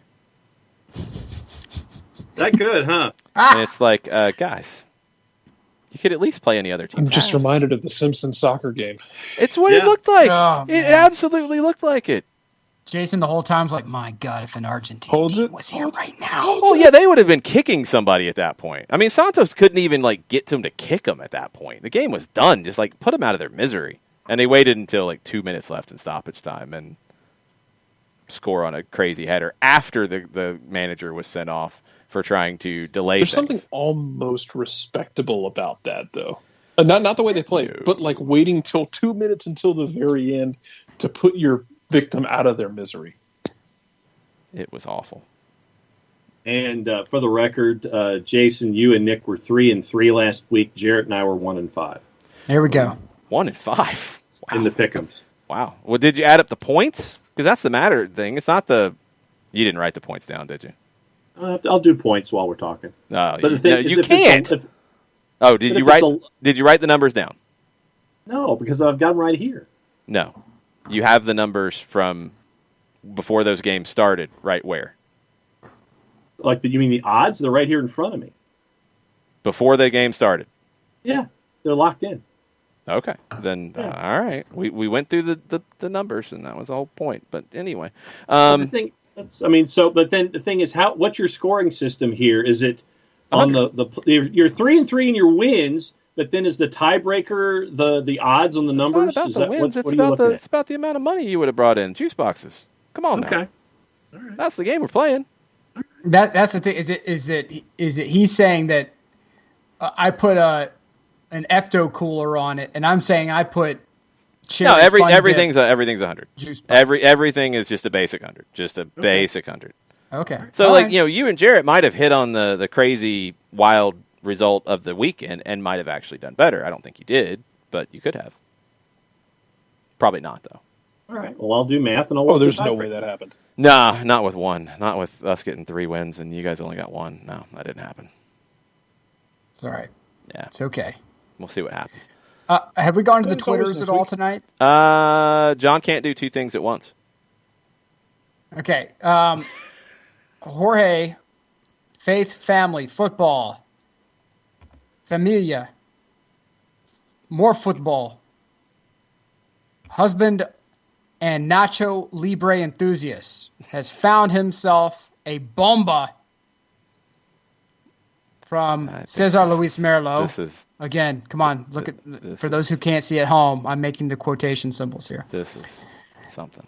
The first 3-hour show of the podcast Soccer Down Here. The followers had asked for it for months. The hosts, Jason and John, finally realized that it would be a very important step for the podcast with origins in Atlanta of the USA. Oh, good grief. Thanks, Jorge. It's amazing. No, seriously, if you haven't seen this tweet, like the work that was put into it. Oh yeah, El Mata Flow and his artistry were all there. Fake bombas. Mataflow, you're amazing. Amazing. Fake bombas. Just know you're appreciated by like 75% of everything. Jason may not appreciate your artistry, Mataflow. Fake bombas. I appreciate. Mataflow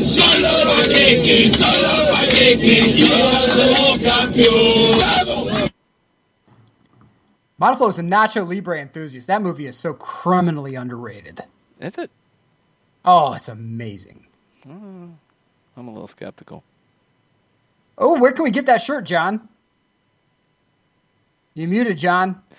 Oh, jeez. Crap! This is what John was saying.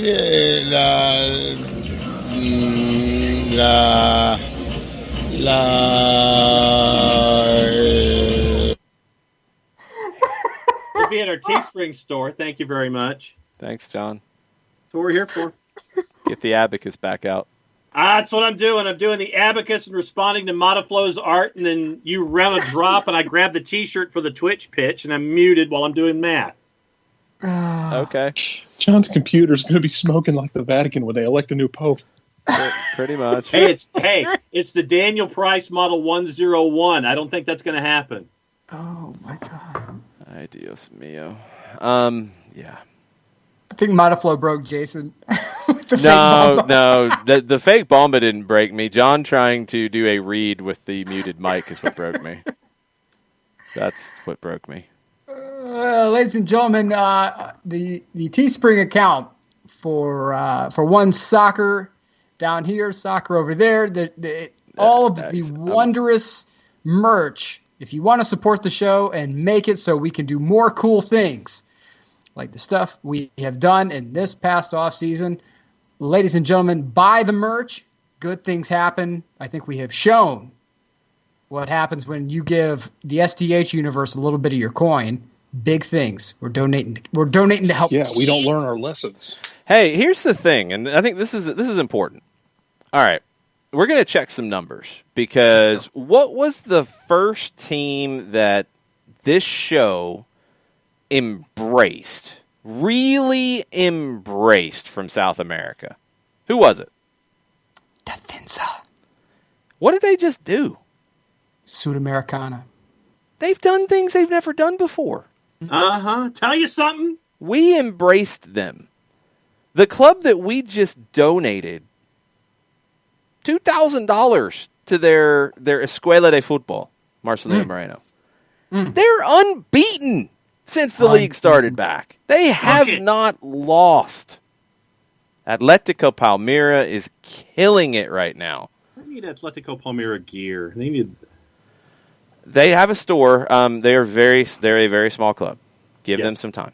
Who was the club that we tried to back? We talked a lot about. It was an epic evening on soccer over there. There was a lot of online shopping that was trying to be done. I blanked out their new athletic. Binacional. And Binacional. You know where they are in the table right now in Peru? 13th. They're in 13th. Suck. That's what happens. The magic.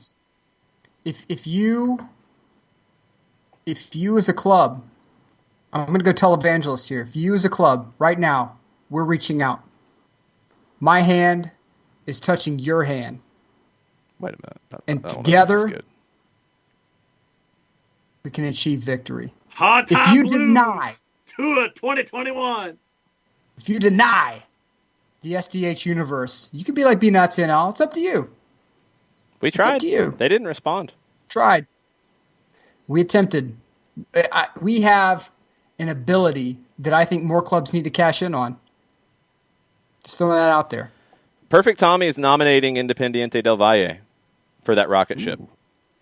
And Perfect Tommy. We have. Go ahead. Hold on, I have to say this. Perfect Tommy, I appreciate your name more than I think a lot of other people do. That name is amazing. and Buckaroo Banzai for all times. Just throwing it out there. Go ahead, Jared. Even in the harsh, cold, desolate lands of Scotland, SDH's effect can be felt. Tell us about it. Well, let me tell you about a club named Aberdeen, who a lot of Atlanta United fans have gotten behind. A lot of Atlanta United fans are there. Sitting in third place, 5 points off second place, and a chance to play in Champions League next year. Chance to play. And behind them, 1 point back. 1 point back. A team that Jason has taken into his heart. Our beloved Cabbages. Cabbage! Cabbages. I like the Cabbage. Hibs. Just chilling out there in fourth place. They're too far off the mark to make an impact, but my large adult former criminal son at Livingston remains undefeated. Former.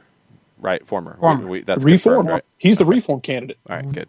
He's a suitor. He's bona fide. I wanted to make sure. He is bona fide. We had Livingston playing fun. He had Livingston playing a fun game against Aberdeen. Both teams having balls cleared off the line. A lot more fun than Celtic, right? Can be a lot more fun than Celtic. Jesus Christ. The effects of SDH can be felt even in Scotland.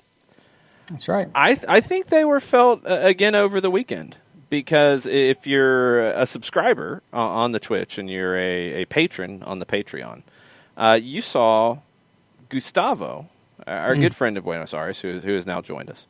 Hola, Gustavo. You saw Gustavo tell us a little bit about Platense, who was playing in a promotion playoff. That's right. And they got promoted. Gustavo's been to their games. He was going to watch Independiente, but anyway. He was there. He was there. He shouted them out, and they got promoted. They're the ones who won the penalty shootout. First time in 22 years that Platense is back in the top division in Argentina. Tell you something? And you're wondering right now, you're at home and you're wondering right now, what can I do? How can I support? What can I do? And here's what you can do. You can shake the shackles of the old buffoonery. Shake them. And what you do is you have to understand that we reserve the stratosphere for us.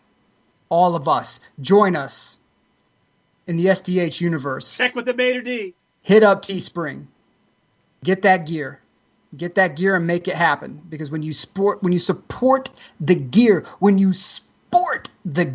what happens is we turn that around and we put good things out in the universe. Maybe 3 hour shows. We don't keep this money for us. We turn around and we give it. They might go into a 3 hour show. Buy that gear and you want a 3 hour show, you might get a 3 hour show. They could. I'm just saying.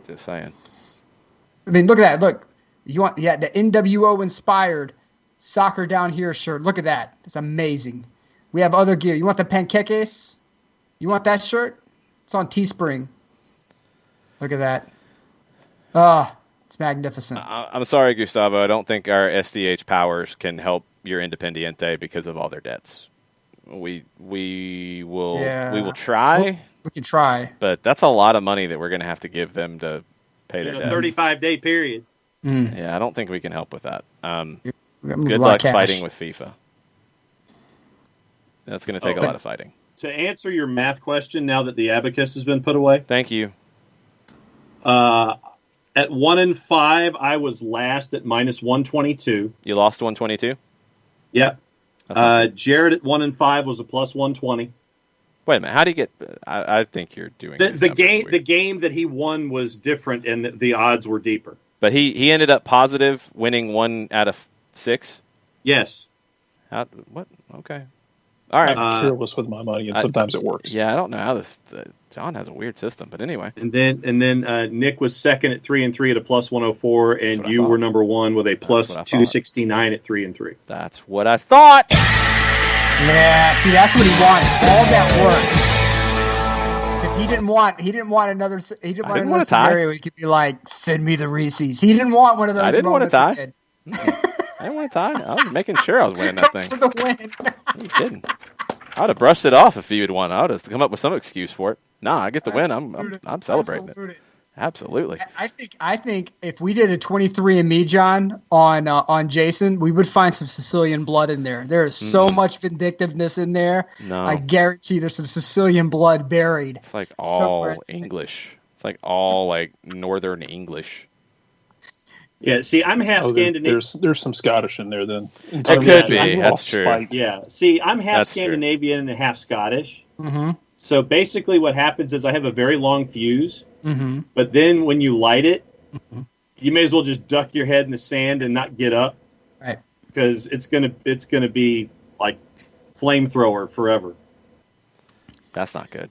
We got to pick some games. We're gonna do that to finish up. Okay.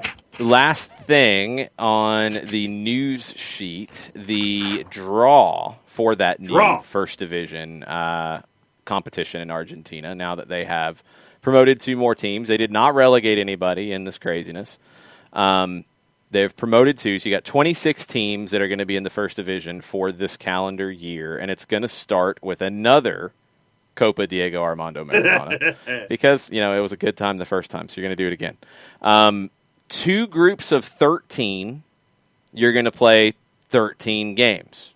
You wonder, you're like, why would you do that? That's kind of weird. You play everybody once and it's 12. Why are you playing an extra one? Because you got to have the interzonal clásicos. Interzonal Clásico. Yes. So they announced Ole had the interzonal clásicos, and most of them were obvious. Clásico. I mean, Boca and River are going to play. They're guaranteeing that. So they're going to be in separate groups, but they're going to play. Racing and Independiente, who can't buy or sell any players because they owe so much money to everybody, and FIFA's like, nah, you're done. So Eric Remedi going to Independiente probably ain't happening unless they come up with a lot of money. But all your big rivalries, Estudiantes and Gimnasia, Newell's and Rosario Central, those are guaranteed. So they're guaranteed to be in separate groups, and they're guaranteed to have these rivalries. They put the 2 promoted teams, Sarmiento and Platense, they are a rivalry. So this will start in like 2 weeks, which is pretty sweet. So there will be a bunch of Argentine games, and if you are prone to watch the Copa Diego Armando Maradona when they have it every year, you can watch that on Fanatis. fntz.co/soccer down here. John almost caught it. Good times. You got the hookup. And that helps the show. And that helps us help people like these teams that we have boosted. We will see who gets boosted. We'll have to find out who gets boosted. Oh, Gustavo might have some breaking news. I have not seen this yet. This is new news, Gustavo. I'm just going to hit this one because it kind of sits it. Do it live! I'll write it and we'll do it live! So Gustavo tells us that the Copa Diego Armando Maradona can't be named the Copa Diego Armando Maradona anymore because there's a lot of fighting. If you haven't been following it, and it's honestly pretty sad because it's all ridiculousness because that was a lot of Diego's life. The family is fighting it out with his lawyer, who I think we still need to say allegedly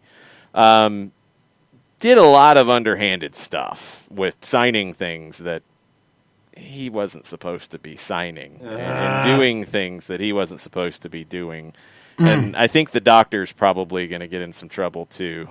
So, yeah, there's a lot of stuff. So that could get changed. I have not seen that it had been officially changed yet, Gustavo. I will dig that up and we'll talk about it. But that draw is going to be on Wednesday when the brackets are set up. They're still using the graphic, so maybe it'll change. They should have changed. They shouldn't be naming it that anyway. That's kind of silly. That should have been one time. All right. Here we go. All right. So now my first question is, are the numbers carrying over with the odds, or is it just winning a week? I don't even know what your system is, so why don't we just win a week right now? All right. So Jason won a week. I'm still wondering how Jarrett got one win and ended up positive for the week. Because he picked an underdog. That's a big underdog. He didn't lose anything in the other games? We were gambling money. What kind of bookie are you? Walk away with a ton of cash. What kind of bookie are you? You lose a bet, you don't lose any money? No, it's you only win. Adding the numbers and the wins that you got during the week. You only win. Yeah. You never and lose. So the one win that he had, You're a was a plus forgiving 120. bookie, is what I'm saying. Because he lost 5. Yeah, he lost 5, but the one he won was a plus 120. I thought Yeah, that but he that's how lost we were 5. grading this. But he Yeah, lost and 5. I won 1, and I picked the favorite, so that's why I finished 4th. But you aren't minus. You remember how these work, right? If you Yeah, bet 100, you would have won, 67? Or you would have had to bet 167 to get that, so then you'd have to do the math, and you already put the abacus away, so let's not do that. Right. That'd be very bad. All right, so Jason won week 1. So Yes, what are your so we'll games? just do a week. It's all about the week. Man, All you're, right. if you want to open a bookie business, John, I am betting with you. I know that much. Wow. That's amazing. That's not going to stay in business very long business. Okay. Let's see what we have tomorrow on the board. I have not even looked ahead. I have. Oh, you don't know what games I'm going to pick, though. No. I am going to, tomorrow, put Coppa Italia on the board. Oh. 245. Semifinal. Inter Juve. Inter, according to the numbers I have, and write these down, John, plus 138 Inter. I got plus 146. Okay, then use your numbers. Yeah, I mean, like I said, this is a composite, so it takes... That's fine. Use your numbers. What is Juve? Plus 191. And what's the draw? Plus 245. That would mean it would go to penalties. Right. Jarrett, who you got? I'll take Juve. Ooh. Okay. John? Draw. Penalties. Okay. Nick? Inter wins 2-1. I got Inter winning, too. Okay. I don't see anything else other than Inter winning that. There you go. Yeah. All right. Wednesday. What do we have? We got some there. Got a little bit of that. And a little bit. Oh, Leeds and Everton. No, that's not how it works, John. We are going to take on Wednesday. Oh, wait a minute. I was looking for something that might be a little squirrely, but I don't see it, so we'll come back to it. All right, Wednesday, we will go to England. And we will take a look at Liverpool and Brighton. What are the numbers for Liverpool and Brighton? Liverpool minus 278. Brighton is a plus 771, and your draw is a plus 430. Nick? I mean, if you don't take Liverpool in this one big, I think you're desperately trying to break a gridlock. I'll take Liverpool. John? Liverpool. Jarrett? Liverpool. Man, since we don't get penalized for losing in John's crazy bookie world,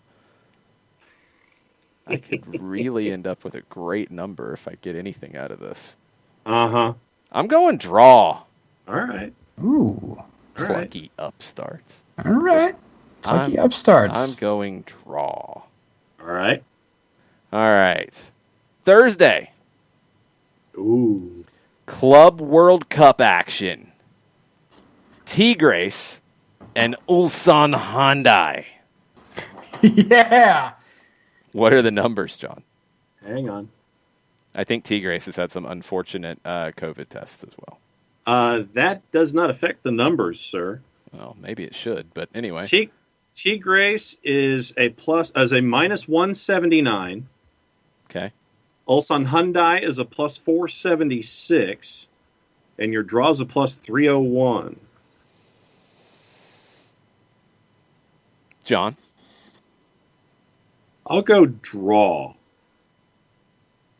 Okay. So it goes to penalties. Yep. Jarrett? I'm taking draw as well. Penalties. You're going Tigres? I'm going Ulsan Hyundai. Okay. Yeah, there's your big number. I'm going Ulsan Hyundai. I think the unfortunate COVID tests are going to be bad. That's why I went draw. All right. I thought it'd be bad, but not that bad. That's one a day. That's 3 down. Gonna have 3 more. So Friday. Who have we not hit yet? Let's go to Germany. No, that game's crappy. Let's not go to Germany. Sorry, Hertha and Bayern. You didn't want another big number? No, we've had enough of those. We will go to the championship. Swansea City hosting Norwich on Friday afternoon. Ooh. This is where he tries to get me. This is where he tries to bleed me out. Yes. What do we have on this one, John? Swansea in the composite is a plus 195 at the Liberty. Okay. Norwich is a plus 152. And your draw is a plus 215. These are the top 2 teams in the championship. Norwich is 4 points clear of Swansea at the top of the table. This is in Wales. I will go first. Sure. And I'm taking the Canaries. Norwich to win. Michelle Nuttallab will be pleased with you. Norwich to win. Sebastian Soto will play and score goals. No, I hope so. All right. Jarrett. Give me the Fighting Mindy Kalings. Okay. I Nick? still expect at least a really fun game. But I'll Yeah, take it Swansea. actually should be a really good game. I'm looking forward to that one. Nick?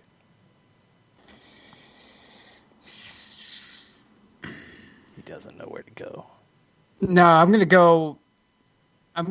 I'll take Swansea in this one. I'm looking at the goals. The goals allowed. I think Swansea could put up a little bit better defense than maybe Norwich wants to handle. Okay. John? Drawn. Why am I not surprised? Got to make up money somehow. Mm-hmm. All right, Saturday's action. Here's where we'll go to Germany. Leverkusen hosting Stuttgart. So this is 5 versus 10. 7 points separate them. Leverkusen is hosting. They are the 5th place team in the Bundesliga. The numbers, John, are... Leverkusen, a minus 103. Stuttgart is a plus 261. And your draw is a plus 288. And Jarrett, you go first.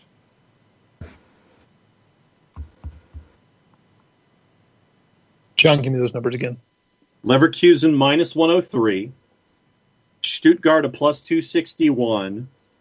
And your draw is a plus 288. And it is at Leverkusen.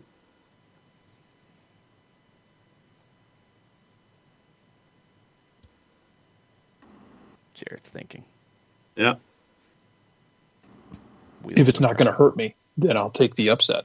Because if John's math doesn't hurt me for being wrong, I'll take the upset. I like this bookie. Yeah. He's forgiving. All right. It's the modified Stableford gambling system. Yeah, it's modified something. All right. So Jarrett's going with Stuttgart. What you got, Nick? Leverkusen losers of the last 2 against teams that were above them. I like I think they need a win in a big way. I'm going Leverkusen. Okay. There's a reason they call them Bayer Neverkusen. Wow. But that's later in the year. Got some inside info from our Bundesliga correspondent, Oh, Bern. yeah, of course. Bird is helping you out. Stuttgart's great on the road. Go draw or win for Stuttgart. Oh, burn, man. Oh, my God.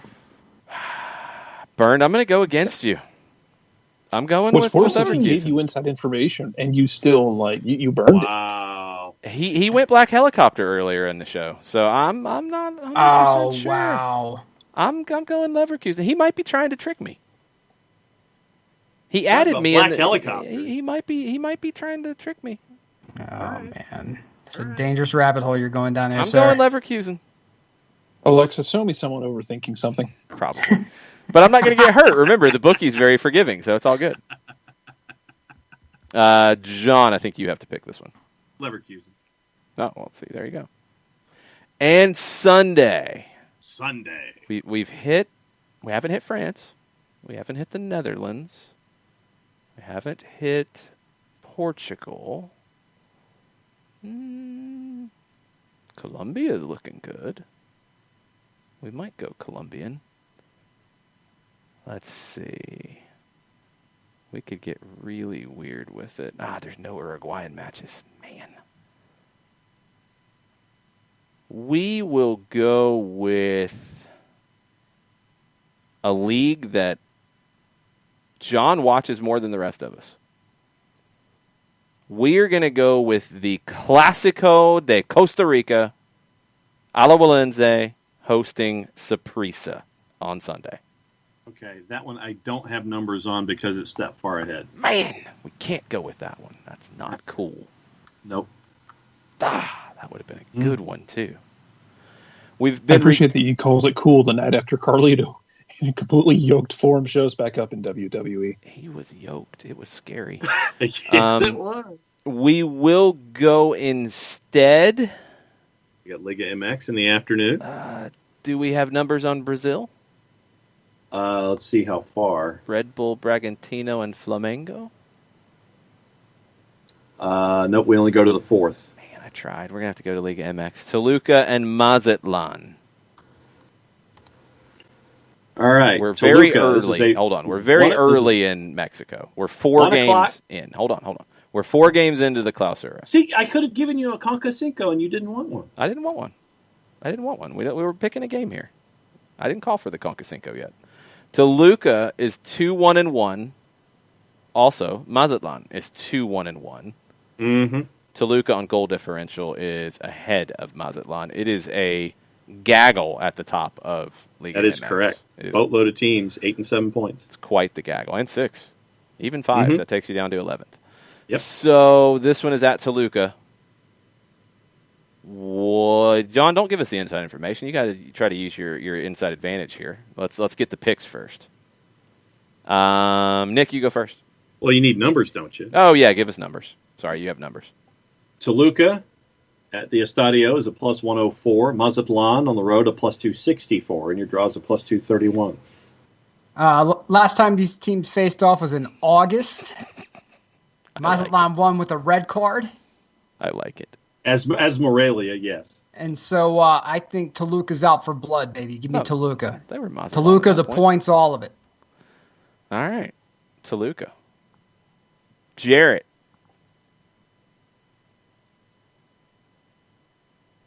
You're muted, Jarrett. No, I'm not muted. I'm thinking. He's thinking. He's considering.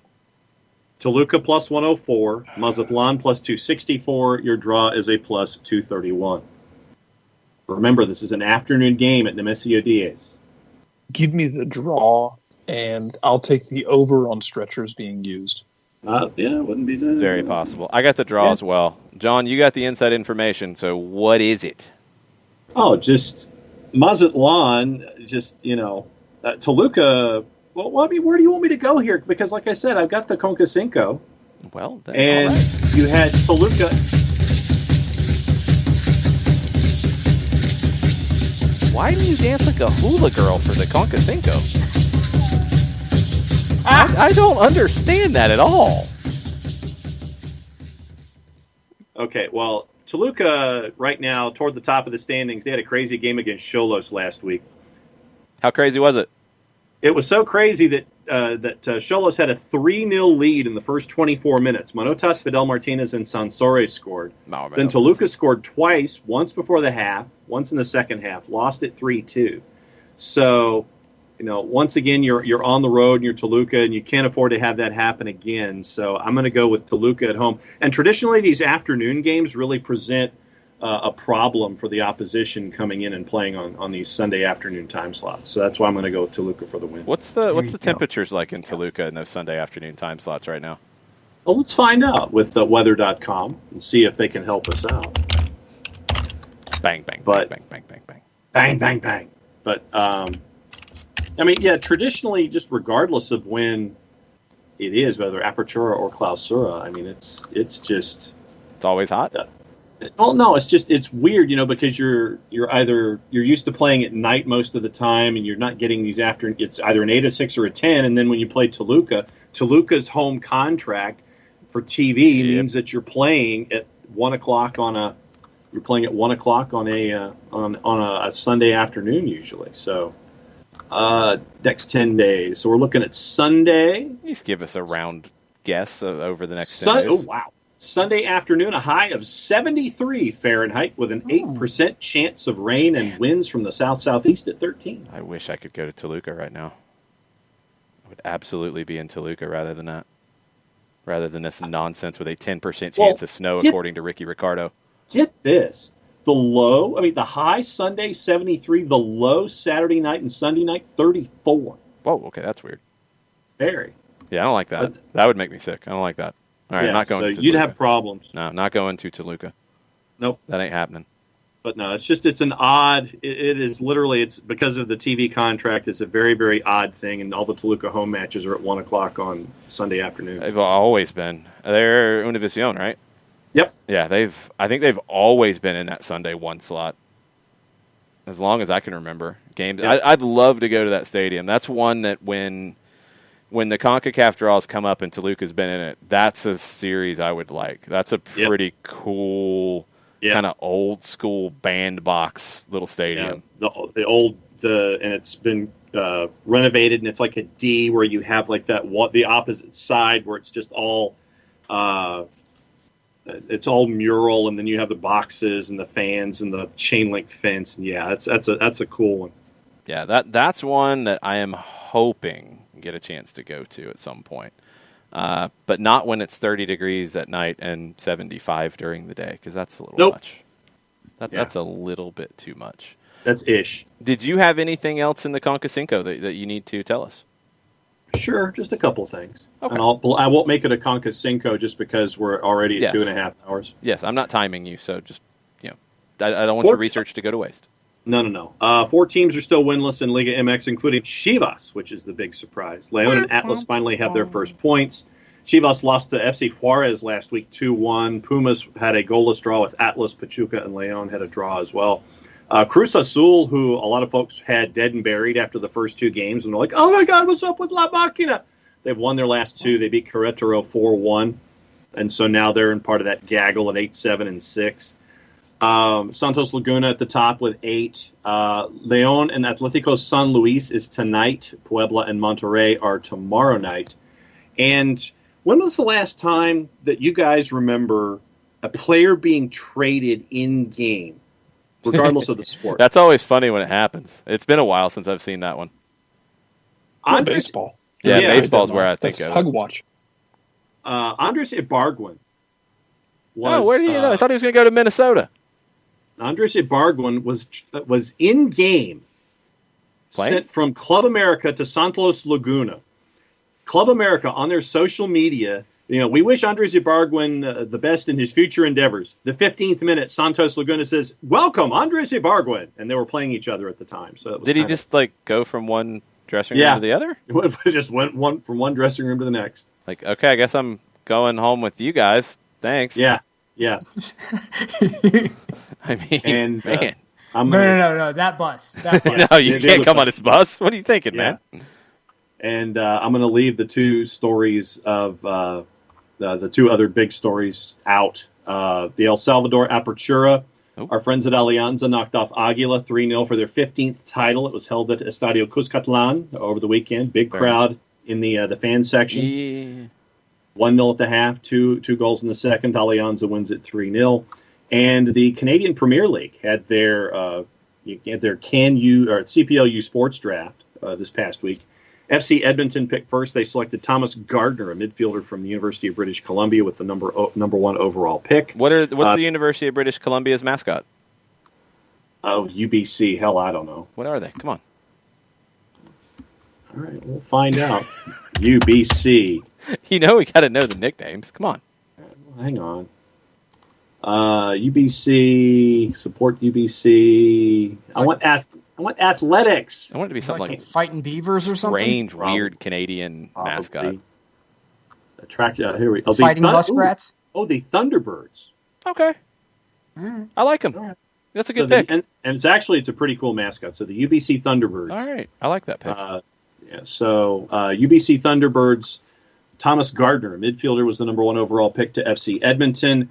The number 2 pick went to Atletico Ottawa. They selected Carleton University defender Christopher Malekos, key member of the Carleton side that won the U Sports National Championship in Canada. First team All-Star of the previous season. The only goalkeeper selected during the draft, which, by the way, was a snake draft for the CPO. Went to Valor FC, and they picked Yuba Ryan Yesley of the University of Montreal at number 3, former Montreal Impact youth product. Also previously played for the Italian club Vibonese Calcio. Okay.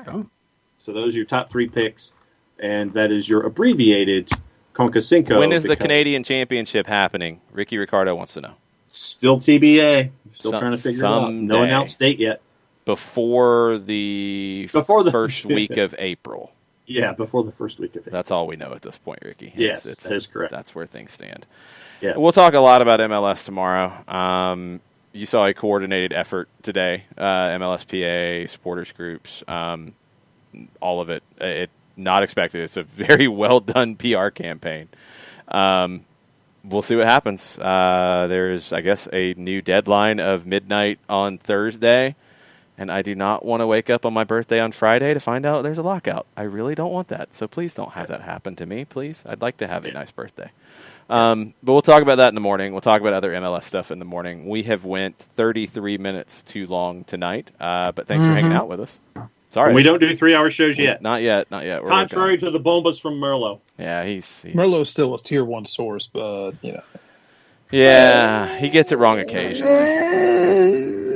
Everybody's got to get it wrong occasionally. Nobody's perfect.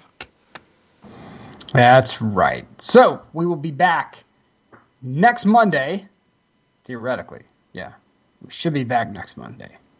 Hopefully. And we will have all kinds of more fun and shenanigans for you, including that wonderful list that John kept a hold of, the Abacus sheet right there. So that way, his forgiving betting system. Yeah, the world's most forgiving betting system on planet Earth. We're completely okay with it. Yeah, I like it. And just understand that what you have right now is the Ric Flair and Dusty Rhodes of soccer betting taking place right now. We are reaching the stratosphere of all things betting excellence. Yeah, funky like a monkey, Jack. Well, at least Nick and I are. I mean, the other two, I don't know what they're doing. They only got one win out of 6 last week. The Brooklyn Brawler, Doink the Clown. Mr. Wrestling number 5. Yes. Yeah, definitely number 5. I don't know, the Hurricane made a show up in the Royal Rumble last night. I kind of feel like him, so. There you go. And he got thrown out of the ring like Stand 25 back. seconds in. But yes, we will be back. We will have more fun shenanigans and all that, whatnot. Until then, please wear your masks, be safe out there, and you teams, please come and see us. We can do beautiful things for you. Just come to the SDH universe. Until next time, mucha mucha, Euro y'all.